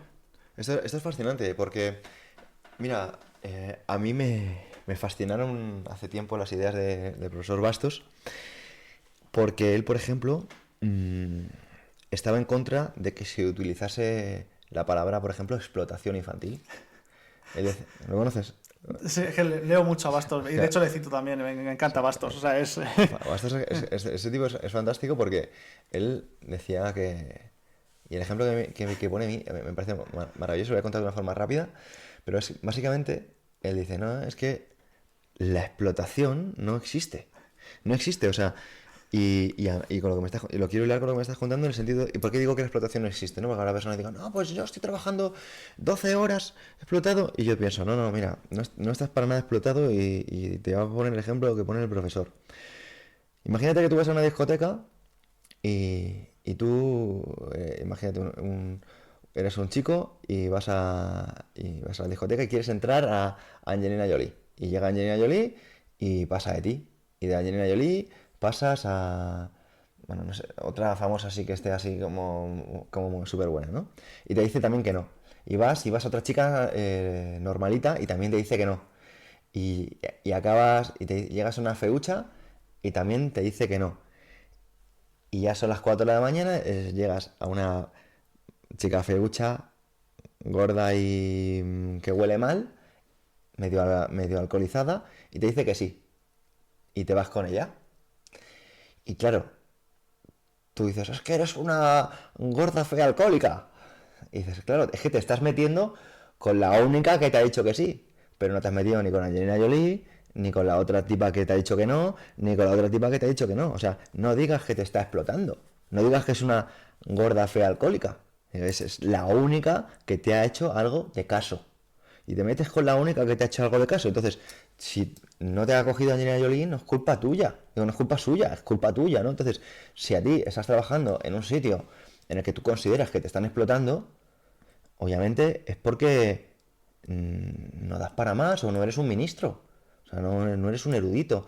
Por tanto, no te quejes. Entonces, estamos viendo que la explotación es sencillamente que nosotros, en lugar de poner el foco en, es que no me está pagando Microsoft, no me está pagando Google ahora mismo, yo debería estar trabajando, cobrando millones en Google, son unos asquerosos. Es que tú te estás quejando de que en el supermercado de tu barrio te pagan poco y que merecen más. Dices, no, o sea, te pagan. Y que por cierto tú has aceptado. Y que Pero, por cierto tú has aceptado nadie, voluntariamente. claro, nadie te ha obligado a hacerlo. Claro, nadie te ha obligado, ¿no? Entonces, ¿por qué lo quiero asociar esto a la explotación? Porque lo que nos estamos dando cuenta, ¿no? Es que a veces vemos, no, estos niños, estas niñas que están aquí explotados en Malasia haciendo gorros. Bueno, estos niños que están no han encontrado algo mejor, porque la otra alternativa que tenían era no la prostitución o nada. Y ahora les estás dando la alternativa de que estén en una fábrica cobrando muy poco, céntimos. Pero ¿qué ocurre con lo que me estás contando, Adri? Que yo lo que estoy viendo es que toda esta gente que se estaba quejando de cómo la explotación es muy mala y que la explotación debería acabarse, la explotación le va a llamar a la puerta. Porque ese niño con el que no competían, que estaba en Malasia o que estaba en Singapur o que estaba en Tailandia o que estaba en India, ahora de repente con inteligencia artificial va a vender los mismos servicios que estás vendiendo tú, sin contar la inteligencia artificial que él desarrolle y con la que él trabaje, con la que también vas a deber competir. Entonces, ya no es que vaya a existir explotación como tú la llamabas en Singapur o en Malasia, sino que esa explotación va a venir a tu puerta y si no espabilas, seguramente te coma la tostada y seas ese que va a tener que vender sus servicios por lo que sea, ¿no? O sea, básicamente se están eliminando, y yo quiero dejarle también a Miguel que Dale, yo estoy encantado escuchando también. se están eliminando básicamente las limitaciones fronterizas entre países, cada vez tienen menos sentido. Antes tenía mucho más sentido porque era quien te proveía de seguridad. Básicamente, oye, yo voy a crear una fábrica, como bien decías, Pedro, en este lugar, en esta jurisdicción, porque veo que tiene, pues eso, una defensa adecuada y voy a poder construir pues todo lo que necesito de infraestructura y ellos, a cambio, yo le cedo esos impuestos porque sé que me va a proveer de seguridad. Pero cada vez tiene menos sentido esto, ¿no? Ya se van eliminando cada vez más esas fronteras porque hay un nuevo dominio, que es parte también de lo que comento, y ese nuevo dominio es el ciberespacio. O sea, hasta ahora teníamos pues el dominio terrestre y los países trataban de dominar cada uno de esos dominios y por eso vienen pues las guerras, por eso hay ese tipo de luchas, ¿no? Entre, oye, yo quiero conquistar esta parte física de tierra, también hay un dominio aéreo, un dominio marítimo y también está en juego ese dominio espacial, que ya vemos cómo más o menos se está debatiendo, ¿no? Pero es que el quinto dominio es el dominio del ciberespacio. Y lo que estamos viendo es que los países no tienen la suficiente capacidad para dominar el espacio del ciberespacio. O sea, ni siquiera ellos mismos pueden proveer de seguridad a sus propios ciudadanos en ese nuevo dominio. Es decir, estamos viendo como, pues no sé, recientemente han hecho un hackeo a la Hacienda española. No, sí. Y han robado los datos de todos los españoles. Entonces, espera un momento. O sea, si las nuevas empresas, los grandes mastodontes que están habiendo, tú miras los Google, los Facebook, los Amazon, todos esas grandes corporaciones. Antes las grandes corporaciones necesitaban de una infraestructura física y necesitaban de una nación que les proveyera de esa seguridad. Pero es que ya no. Ya están en el dominio del ciberespacio y los países que deben asegurar a esas empresas, ya no pueden hacerlo. Entonces, estamos viendo como yo como país, ¿de qué me sirve pagarte a ti? O sea, yo como empresa, ¿de qué me sirve pagarte a ti, país, por unos servicios que no me puedes proveer y ni siquiera para ti mismo? Y claro, se empiezan a tergiversar y eso hace de nuevo un cambio de todo lo que entendemos actualmente como planeta. ¿Cómo veis el futuro? Como que esto me genera más preguntas que respuestas. A mí me encanta, me parece muy bonito todo lo que está ocurriendo porque permite a cualquier persona de cualquier país tener oportunidades que eran impensables para él o para ella. De hecho, yo conozco casos reales en lugares de Sudamérica donde había personas que no llegaban ni a fin de mes y gracias a Bitcoin en parte y luego también a lo que ha generado después Bitcoin, que es pues hasta otras personas que han montado plataformas en las que se puede incluso hasta jugar, como decía él, y personas que jugando han podido montar una pizzería. Conozco casos reales, o que jugando han cumplido su sueño de poder comprarse una casa. ¿Jugando te refieres con Bitcoin? No, jugando a videojuegos. ¿Jugando a videojuegos? ¿Qué ocurre? Corrígeme si me equivoco, porque como digo no soy experto en esto, pero la descentralización que se está dando hoy en día, ¿por qué tiene valor Facebook? Por los usuarios que tiene. ¿Por qué tiene valor Instagram? Porque estamos ahí, tienen nuestra atención. Entonces, están apareciendo plataformas que pueden generar recursos y esos recursos no hay un dueño como tal, o si lo hay se queda un pequeño porcentaje y el gran porcentaje de lo que genera lo reparte entre los usuarios, porque entiende que lo que da poder a una herramienta es los usuarios. Entonces, hay plataformas que, por ejemplo, por usar un Facebook, digamos, descentralizado o prácticamente descentralizado, por usarlo a ti te pagan, porque los recursos que genera esa plataforma se reparten entre los usuarios. Lo mismo ocurre con videojuegos. En videojuegos se puede poner publicidad. Pero antes, ¿quién ganaba el dinero de la publicidad que se pone en el videojuego? El que crea el videojuego o la empresa que lo crea, que tiene todas las acciones. Esto está súper bien explicado en el libro de corporaciones, ¿cómo se llamaba? Exponenciales, ¿no? Empresas exponenciales. No, bueno, pues básicamente habla de, por ejemplo, Facebook o Google o YouTube. En YouTube se entiende muy bien. En YouTube, organizaciones exponenciales se llama, tal cual, organizaciones exponenciales. Organizaciones exponenciales lo que explica es que, claro, por ejemplo, un YouTube lo que ha permitido es que sus empleados, entre comillas, son los usuarios. O sea, los usuarios se pelean y compiten entre ellos por crear la materia prima, digamos, el contenido que nutre a otros de sus clientes. Es el mejor negocio del mundo. Claro, todos tus clientes están trabajando para ti.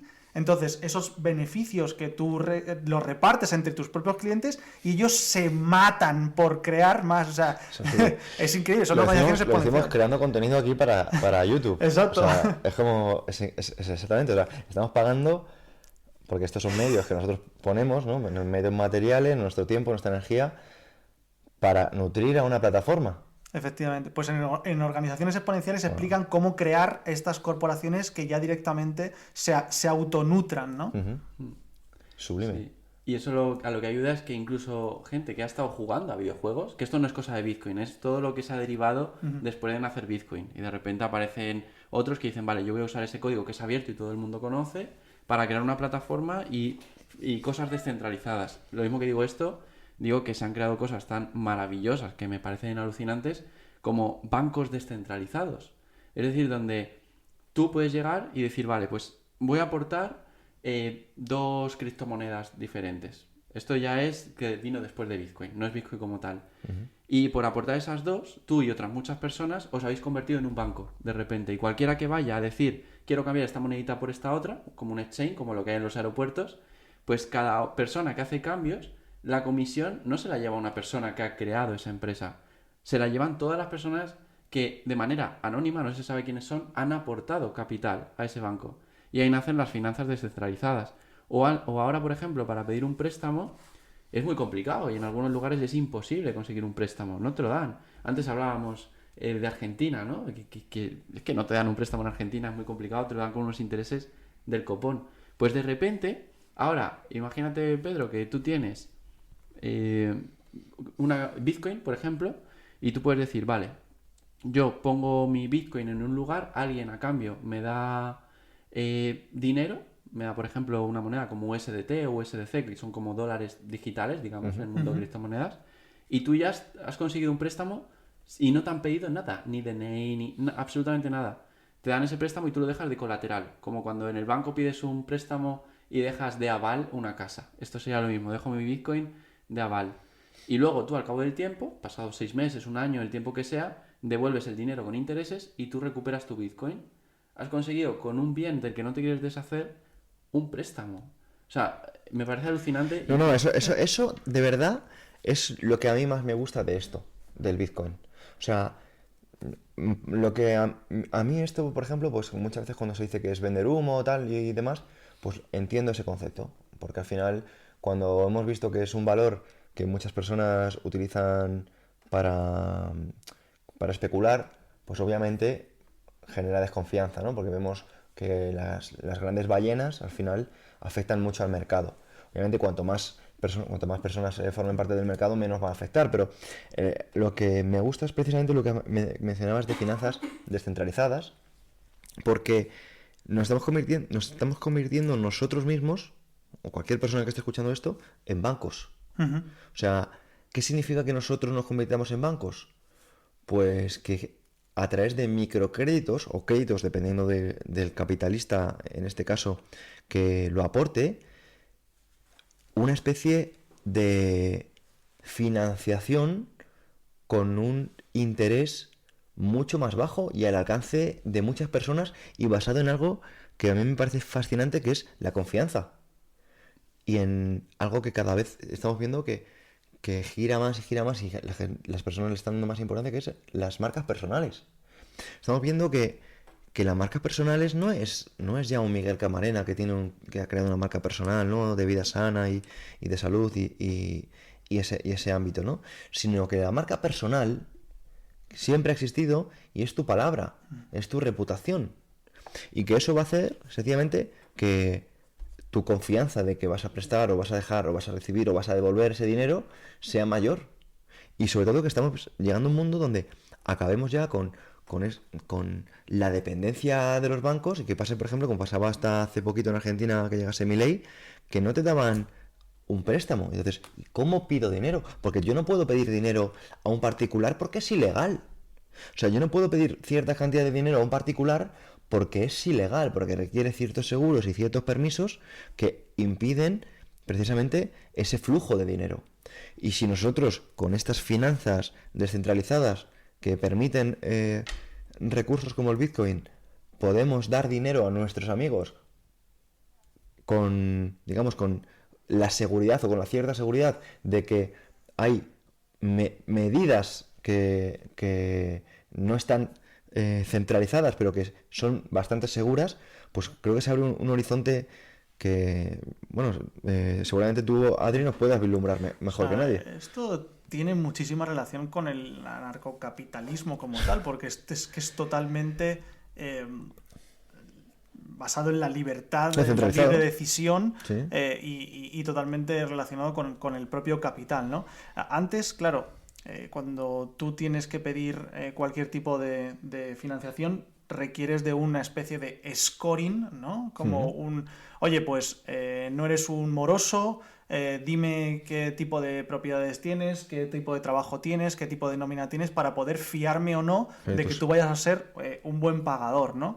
Pero claro, en el momento en el que tu único aval necesario no es si eres buen ciudadano o no, o si tienes buen histórico o no, y es que, oye, tengo literalmente el mejor colateral del mundo, porque es Bitcoin. ¿Por qué? Y voy a poner un ejemplo. Cuando nosotros pedimos una hipoteca, que básicamente lo que estamos es pidiendo dinero, poniendo de aval un inmueble. Ese inmueble tiene ciertas problemáticas que de hecho así es como ahora están metidos en un lío increíble los bancos, porque los bancos se dan cuenta de que hay impagos de esos préstamos que han dado, entonces dicen, hostia, le tengo que quitar la casa a esta persona, o bueno, tengo que coger el colateral, básicamente porque me ha impagado lo que supuestamente me estaba prometiendo, pero claro, ahora tengo que volver a tasar la casa, porque a lo mejor no está en las mismas circunstancias en el que yo le di un préstamo valorado en tal precio, y ahora pues está destrozada, está no sé qué, lo que sea, ya tengo que volver a tasar. Luego tengo que convertirme en una inmobiliaria, porque yo en realidad soy un banco, pero ahora tengo que hacer algo con ese inmueble. Tengo que venderlo de alguna forma y así es como nacen pues los Sareb y estos, lo que llaman bancos malos, que le llaman, ¿no? Y cosas así, o fondo buitre o cosas de estas, ¿no? Que básicamente, joder, estoy teniendo que acudir a esos avales y de repente tengo un negocio que no es el que yo quiero. Si yo lo que soy es un prestamista, pero de repente me convierto en una inmobiliaria y no solo eso, pues tengo que estar custodiando de alguna forma, protegiendo para que no me entren ocupas, y en algunos me entran y entonces tengo que malvender y a lo mejor es menos de lo que me debía esa persona. Es un puto rollo que nadie quiere, ni siquiera los que prestan. En cambio esto no pasa con Bitcoin. Con Bitcoin tienes un activo que siempre sabes el valor que tiene porque está en mercado. Entonces no les pasa como a las casas, que tú tienes que volver a tasarla y no sabes en qué momento está, porque tienes que ver las circunstancias, si se ha mantenido correctamente, si ha tenido un buen mantenimiento, todo eso. Que en Bitcoin tú lo sabes a tiempo real, entonces sabes cuánto has prestado y cuánto vale lo que te están poniendo de aval. Y si en algún momento hay una especie de impago o lo que sea, puedes ejecutarlo al instante y puedes venderlo en mercado en ese mismo momento, y da igual que sea da igual en qué parte del planeta estés, porque eso es otro de los problemas. Tú no puedes pedir una hipoteca siendo, no sé, un chino y pedirla en, no sé, en el Congo, me lo invento, ¿sabes? Pero sí puedes hacerlo con Bitcoin. Desde cualquier parte del mundo, tú con un Bitcoin como aval puedes pedir un préstamo, da igual quién seas, qué scoring tengas, porque lo único que te avala es, oye, yo tengo este valor en Bitcoin, claro, y te voy a pedir una parte de ese valor, y si no te pago, te quedas de forma instantánea con ese valor. Y da igual que sea fin de semana, que sea cualquier... No hay horarios, no hay momentos temporales, no hay... Da igual todo eso, da igual el lugar, no hay ese tipo de límites en todos los sentidos. Hay el requisito, entonces, ¿vale? Para que lo entendamos, es sencillamente tener una base de Bitcoin. Sí. O sea, tú, digamos, la confianza se tiene que basar en que no hay confianza, porque no necesito saber quién eres, simplemente porque si tú no me pagas lo que te he prestado, me quedo con ese aval, digamos, con esa parte que tú pones de colateral. Bueno, pues esto me parece súper interesante. Y a mí, honestamente, me genera más preguntas que respuestas, pero voy a seguir preguntando en relación a esto porque son muchos puntos y tampoco estamos para profundizar en todos, ¿no? Y una cosa que me genera curiosidad también es, yo veo a veces por redes sociales que se hacen muchos eventos de Bitcoin, ¿no? Veo que unos se hacen en Andorra, otros se hacen en Dubái, a veces se hacen alguno en Madrid y demás, pero veo que hay como una especie de industria dentro del Bitcoin, y a mí generalmente me genera mucha curiosidad sobre saber un poquito más sobre esta industria, en qué se basa. O sea, ¿es algo formativo? ¿Está regulado? ¿Cada uno hace sus investigaciones y las aporta? ¿Cómo funciona? Yo he participado personalmente, de hecho por eso fui, por ejemplo, a El Salvador. En El Salvador se hace uno de los eventos más importantes del mundo y el más importante del país, que es Adopting Bitcoin, y yo fui allí de ponente y he ido pues a Ecuador, a muchos sitios, ¿no? del mundo, también a Argentina y a muchos lugares, y efectivamente no sabía que era tan conocido. Pensaba que era mucho más nicho, porque realmente no son muy multitudinarios, son bastante no sé, a lo mejor van unos pocos miles de personas o a veces cientos a cada uno de estos eventos. Y hay, por un lado, digamos, patrocinadores como pueden ser, pues lo que comentabas, exchange de este, Sí. que básicamente pues su modelo de negocio es tener una comisión por las compraventas, pero también hay otros como pueden ser, vamos a simplificarlo como una especie de Wallapop, donde puedes encontrar como una especie de tablón de anuncios de personas que pueden prestar, o decir, yo tengo este dinero y te presto a ese tipo de interés, y cada uno pone su oferta, digamos, en ese sentido. Claro, eso y ellos es lo cobran que una iba, comisión. un poco, que es los avalistas digitales, o quiero decir, que estamos hablando como un nuevo origen de los bancos. Sí, podríamos decirlo así, solo que en un banco hay un ente central que decide de forma totalmente centralizada, y en este caso lo que hay son webs en las que los participantes no es la propia empresa, sino que son las personas, por eso son de persona a persona, lo que se llama peer-to-peer, ¿no? P2P. P2P. Entonces, la empresa simplemente pone como una especie de ágora, como un lugar central, como una plaza digital, donde la gente va allí a comerciar, digamos. Es algo mucho más, nos parece como lo que hacía Sí. Antigua Grecia. en Grecia, ¿no? Sí, Claro. sí. Pero vamos, hay de todo. También hay pues desarrolladores, también hay muchísima donación altruista, o sea, es un grupo de totalmente, o sea, realmente hay mucho altruismo, o sea, se dona muchísimo dinero a nuevos proyectos, a nuevas propuestas, y ahí también pues, se llevan ese tipo de propuestas y demás. Otra de las cosas que están surgiendo por Latinoamérica son economías circulares. Básicamente hay, como por ejemplo Motip Perú o Cuba Bitcoin, o muchos de estas organizaciones lo que hacen es tratar de dar una solución a una circunstancia muy concreta, por ejemplo en el Machu Picchu, por poner un ejemplo concreto, pero está pasando en casi todo el planeta.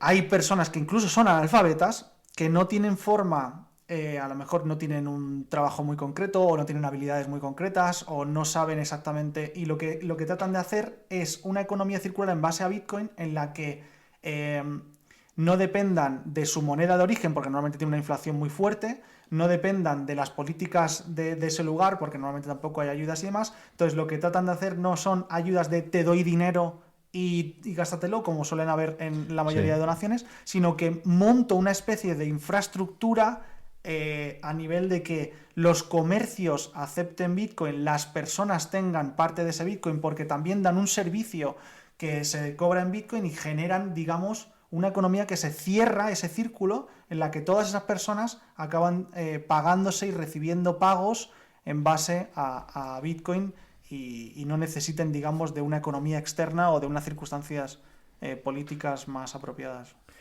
Y luego, para llevarlo un poco también al tema terrenal, porque, claro, yo me estoy viendo ahora mismo a mí mismo y digo, es que esto pinta que va a subir aún más y todo el rollo, ¿no? Pero yo lo pienso, bueno, sí, va a subir aún más, probablemente y tal. Medido en dólares. ¿Medido en dólares? Claro, medido en dólares, todo va a subir, Pedro, ya te lo digo.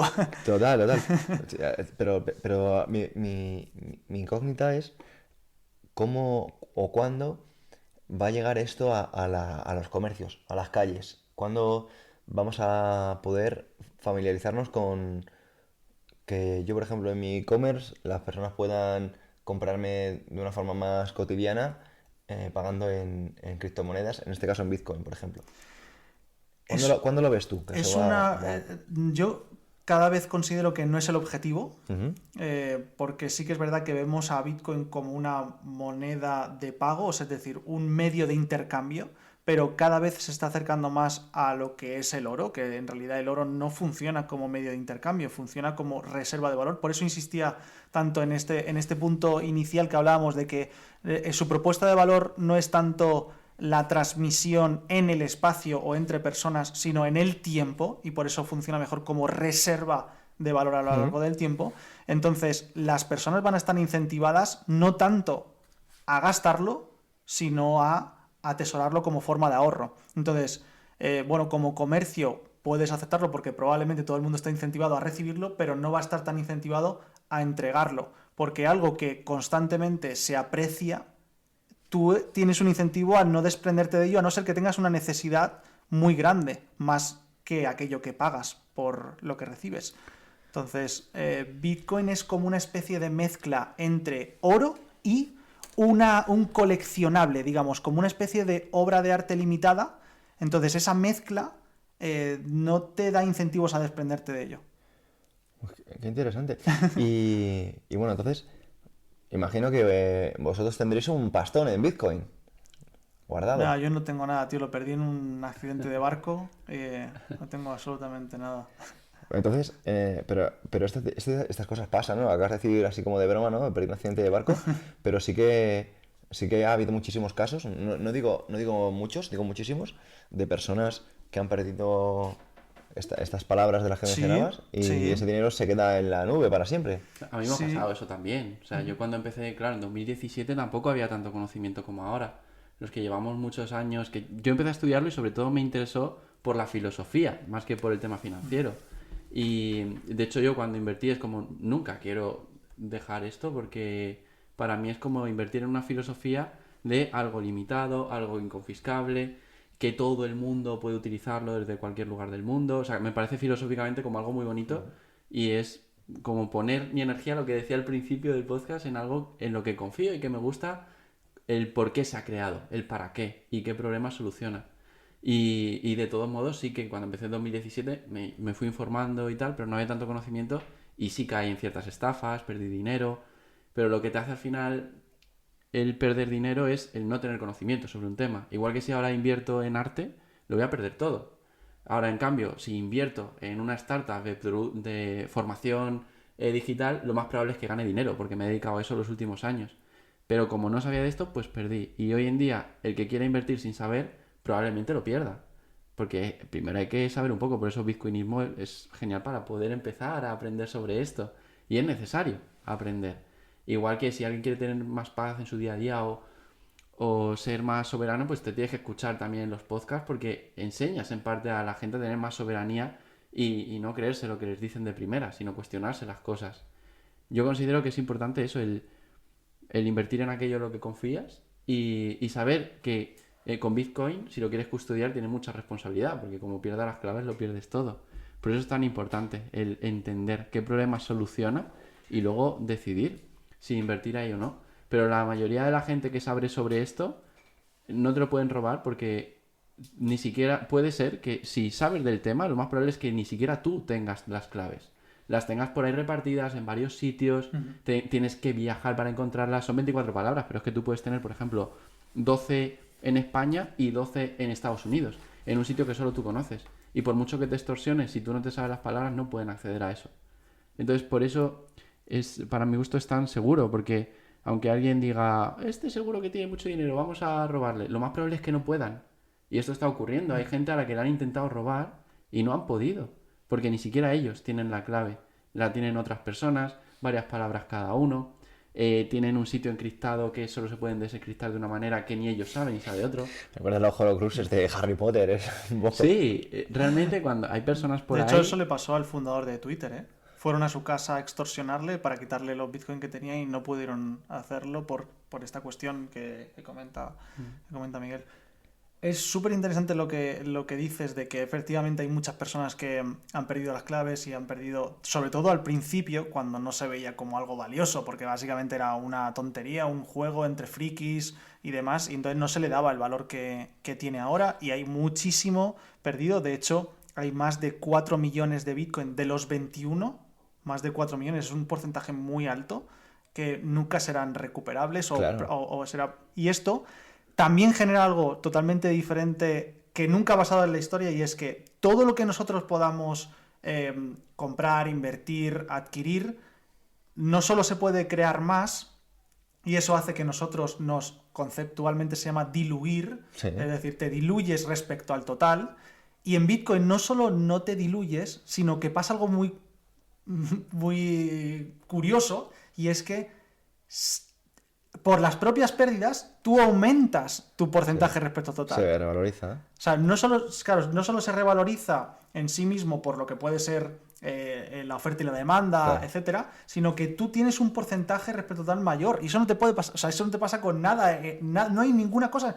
ni acciones, ni startups, ni nada que tú, solamente por tener lo mismo que ya tienes, sin comprar más, sin adquirir más, nada de nada, solo porque hay más pérdidas constantemente de personas que no consiguen ser lo suficientemente responsables o lo que sea, tú aumentas tu No, pero porcentaje respecto eso al sí total. pasa, hombre, eso pasa con las cartas Magic. Tú tienes un Black Lotus y hay 15, pero si de repente se pierden 3, Pues mira, por eso comentaba la asociación que hay entre el oro y cualquier coleccionable o cualquier obra de arte. Es una especie de mezcla entre estos dos conceptos, del oro y un coleccionable de ese tipo. de hecho, yo estoy. Voy a contar una cosa muy friki. Ayer estuve muy friki, ¿eh? O sea, ayer estuve a punto de comprarme un Black Lotus. Pero podrían crear un Black Lotus diferente. O sea, podrían crear otro Black Lotus. Podrían O sea, esa es la crearlo, diferencia. pero ya no de 1998. Eso es verdad, correcto. Porque está datado. Sería claro. Claro, y además están registrados, ¿no? Entonces, ayer estuve a punto de comprarme un Black Lotus, lo que pasa es que costaba 16.000 euros, y dije. Pequeño dato, ¿no? Claro, dije, ¿me lo compro? Dije, bueno, acabo de hacer otras inversiones y tal, y por eso no me lo voy a comprar, ¿no?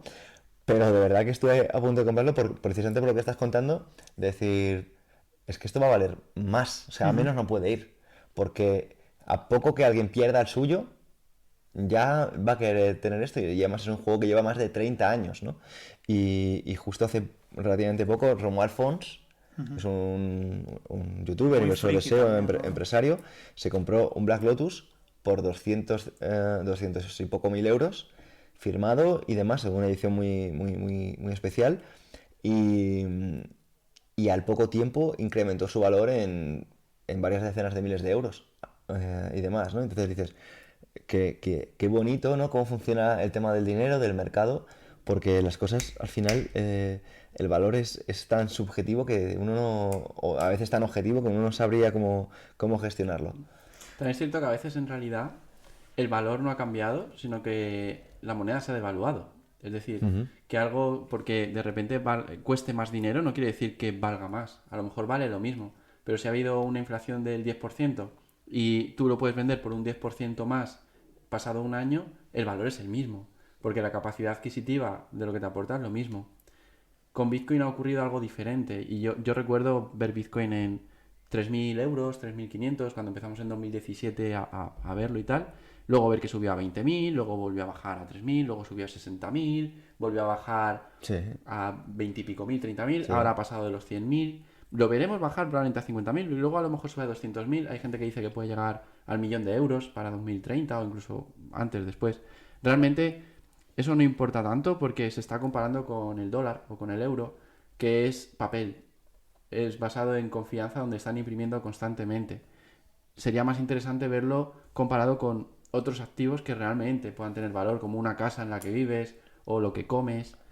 Ahí sí veríamos realmente cómo va el valor, pero no comparar todo con euro o dólar, porque es algo que se basa en confianza, que crean con la varita mágica y a veces lo que creemos que vale más realmente no vale más, puede que valga menos. Una casa que ha crecido en su valor un 5% anual, has perdido valor realmente, aunque haya aumentado de precio, pero has perdido valor adquisitivo. Todo lo que esté en España por debajo del 11% de crecimiento anual es perder dinero. Por eso, hasta hace no mucho, invertir en oro era muy interesante, porque si la inflación era el 2% y el oro crecía un 4% anual, es un buen sitio para proteger tu patrimonio, tu dinero. Pero desde que la inflación es mayor al 4%, tampoco es tan interesante el oro. Lo proteges más que tenerlo en el banco, pero no mucho más. De hecho, desde 2008 creo que solo ha habido 2 activos realmente que han aumentado su valor, es decir, que han superado la inflación, que es creo que Nasdaq 100, invertir en las 100 empresas tecnológicas, y bueno, Bitcoin y otras criptomonedas como Ethereum y otras muchas, pero Bitcoin creo que ha tenido de media un 140% de crecimiento anual desde que nació y sigue creciendo. Es interesante. Nasdaq 100 también. El S&P 500 pues sí crece y puede crecer un 8, 9, 10%, pero incluso esa está por debajo del 11%. Por eso es importante que entendamos estas cosas para saber realmente cómo gestionamos esa energía que hemos recibido a cambio de depositarla nuestra en un lugar, que es el dinero. Pues muchachos, no sé si queréis concluir este episodio de alguna forma, que yo creo que hemos tocado bastantes temas. Obviamente queda muchísimo sobre la mesa, pero para eso tenemos el libro de Adrián, que yo todavía no lo he leído, pero seguro que lo leeré y me va a encantar descubrir cositas, pero lo dejo en vuestras manos. Yo quiero daros las gracias, me lo he pasado súper bien, disfruto un montón, he estado como en casa y darte las gracias a ti también, Pedro. Yo creo que sí, de verdad te va a gustar muchísimo, Sí, sobre seguro. todo por cómo te conozco, o sea, por lo que sé de ti, por tu forma de ver el mundo y demás, y por lo que hoy he escuchado. Estoy convencido de que habrá ahí algunas secretillos o cositas a descubrir que te van a iluminar Pues guay. ya estoy deseándolo, de verdad. Y gracias a ti, Miguel, también por acompañarme en este ratito. Un placer, ha sido muy bonito de verdad. Gracias también a todos los que nos habéis visto, escuchado, que ha sido un regalazo compartir este ratito con vosotros, con vosotras. Siempre es un regalo compartir tiempo con Adri, con Pedro. Y decidnos también en los comentarios qué os ha parecido, si os gustaría aprender más sobre algo en concreto, que seguro que Adri os puede contar, o Pedro, o yo, según lo que sea. Y vamos, que muy agradecido. Sí me gustaría decir una Claro. cosa más relacionada con lo que ha dicho ahora Miguel, que claro, nos pasamos a lo largo de nuestra vida aproximadamente un poco más de 50.000 horas para trabajar por dinero, Sí. para poder pues tener una vida digna, ¿no? Poder comer, tener un techo y demás. Joder, qué mínimo que dedicarle, no sé, 3 horas, 4 horas, 5 horas a entender lo que es el dinero, por qué tiene valor, cómo ganarlo o por qué destinarle toda una vida, ¿no? a eso, ¿no? O sea que como mínimo, no sé, unas 4 o 5 horas a entender sobre dinero, creo que está bien en comparación a esas 50.000 o más que le vamos a dedicar. Total, ¿no? ¿Cuánta gente trabaja muy duramente por dinero para conseguir muy poco, ¿no? Entonces, al final, a mí me encanta ese cambio de paradigma de que no es tanto trabajar por dinero, sino saber crearlo. Totalmente. Pues chicos, de verdad que ha sido un placer. O sea, yo estaré con vosotros un buen rato, pero lo vamos a despedir. ¡Hasta la próxima! Ahora a Vamos a entrenar. entrenar. Chao. Chao.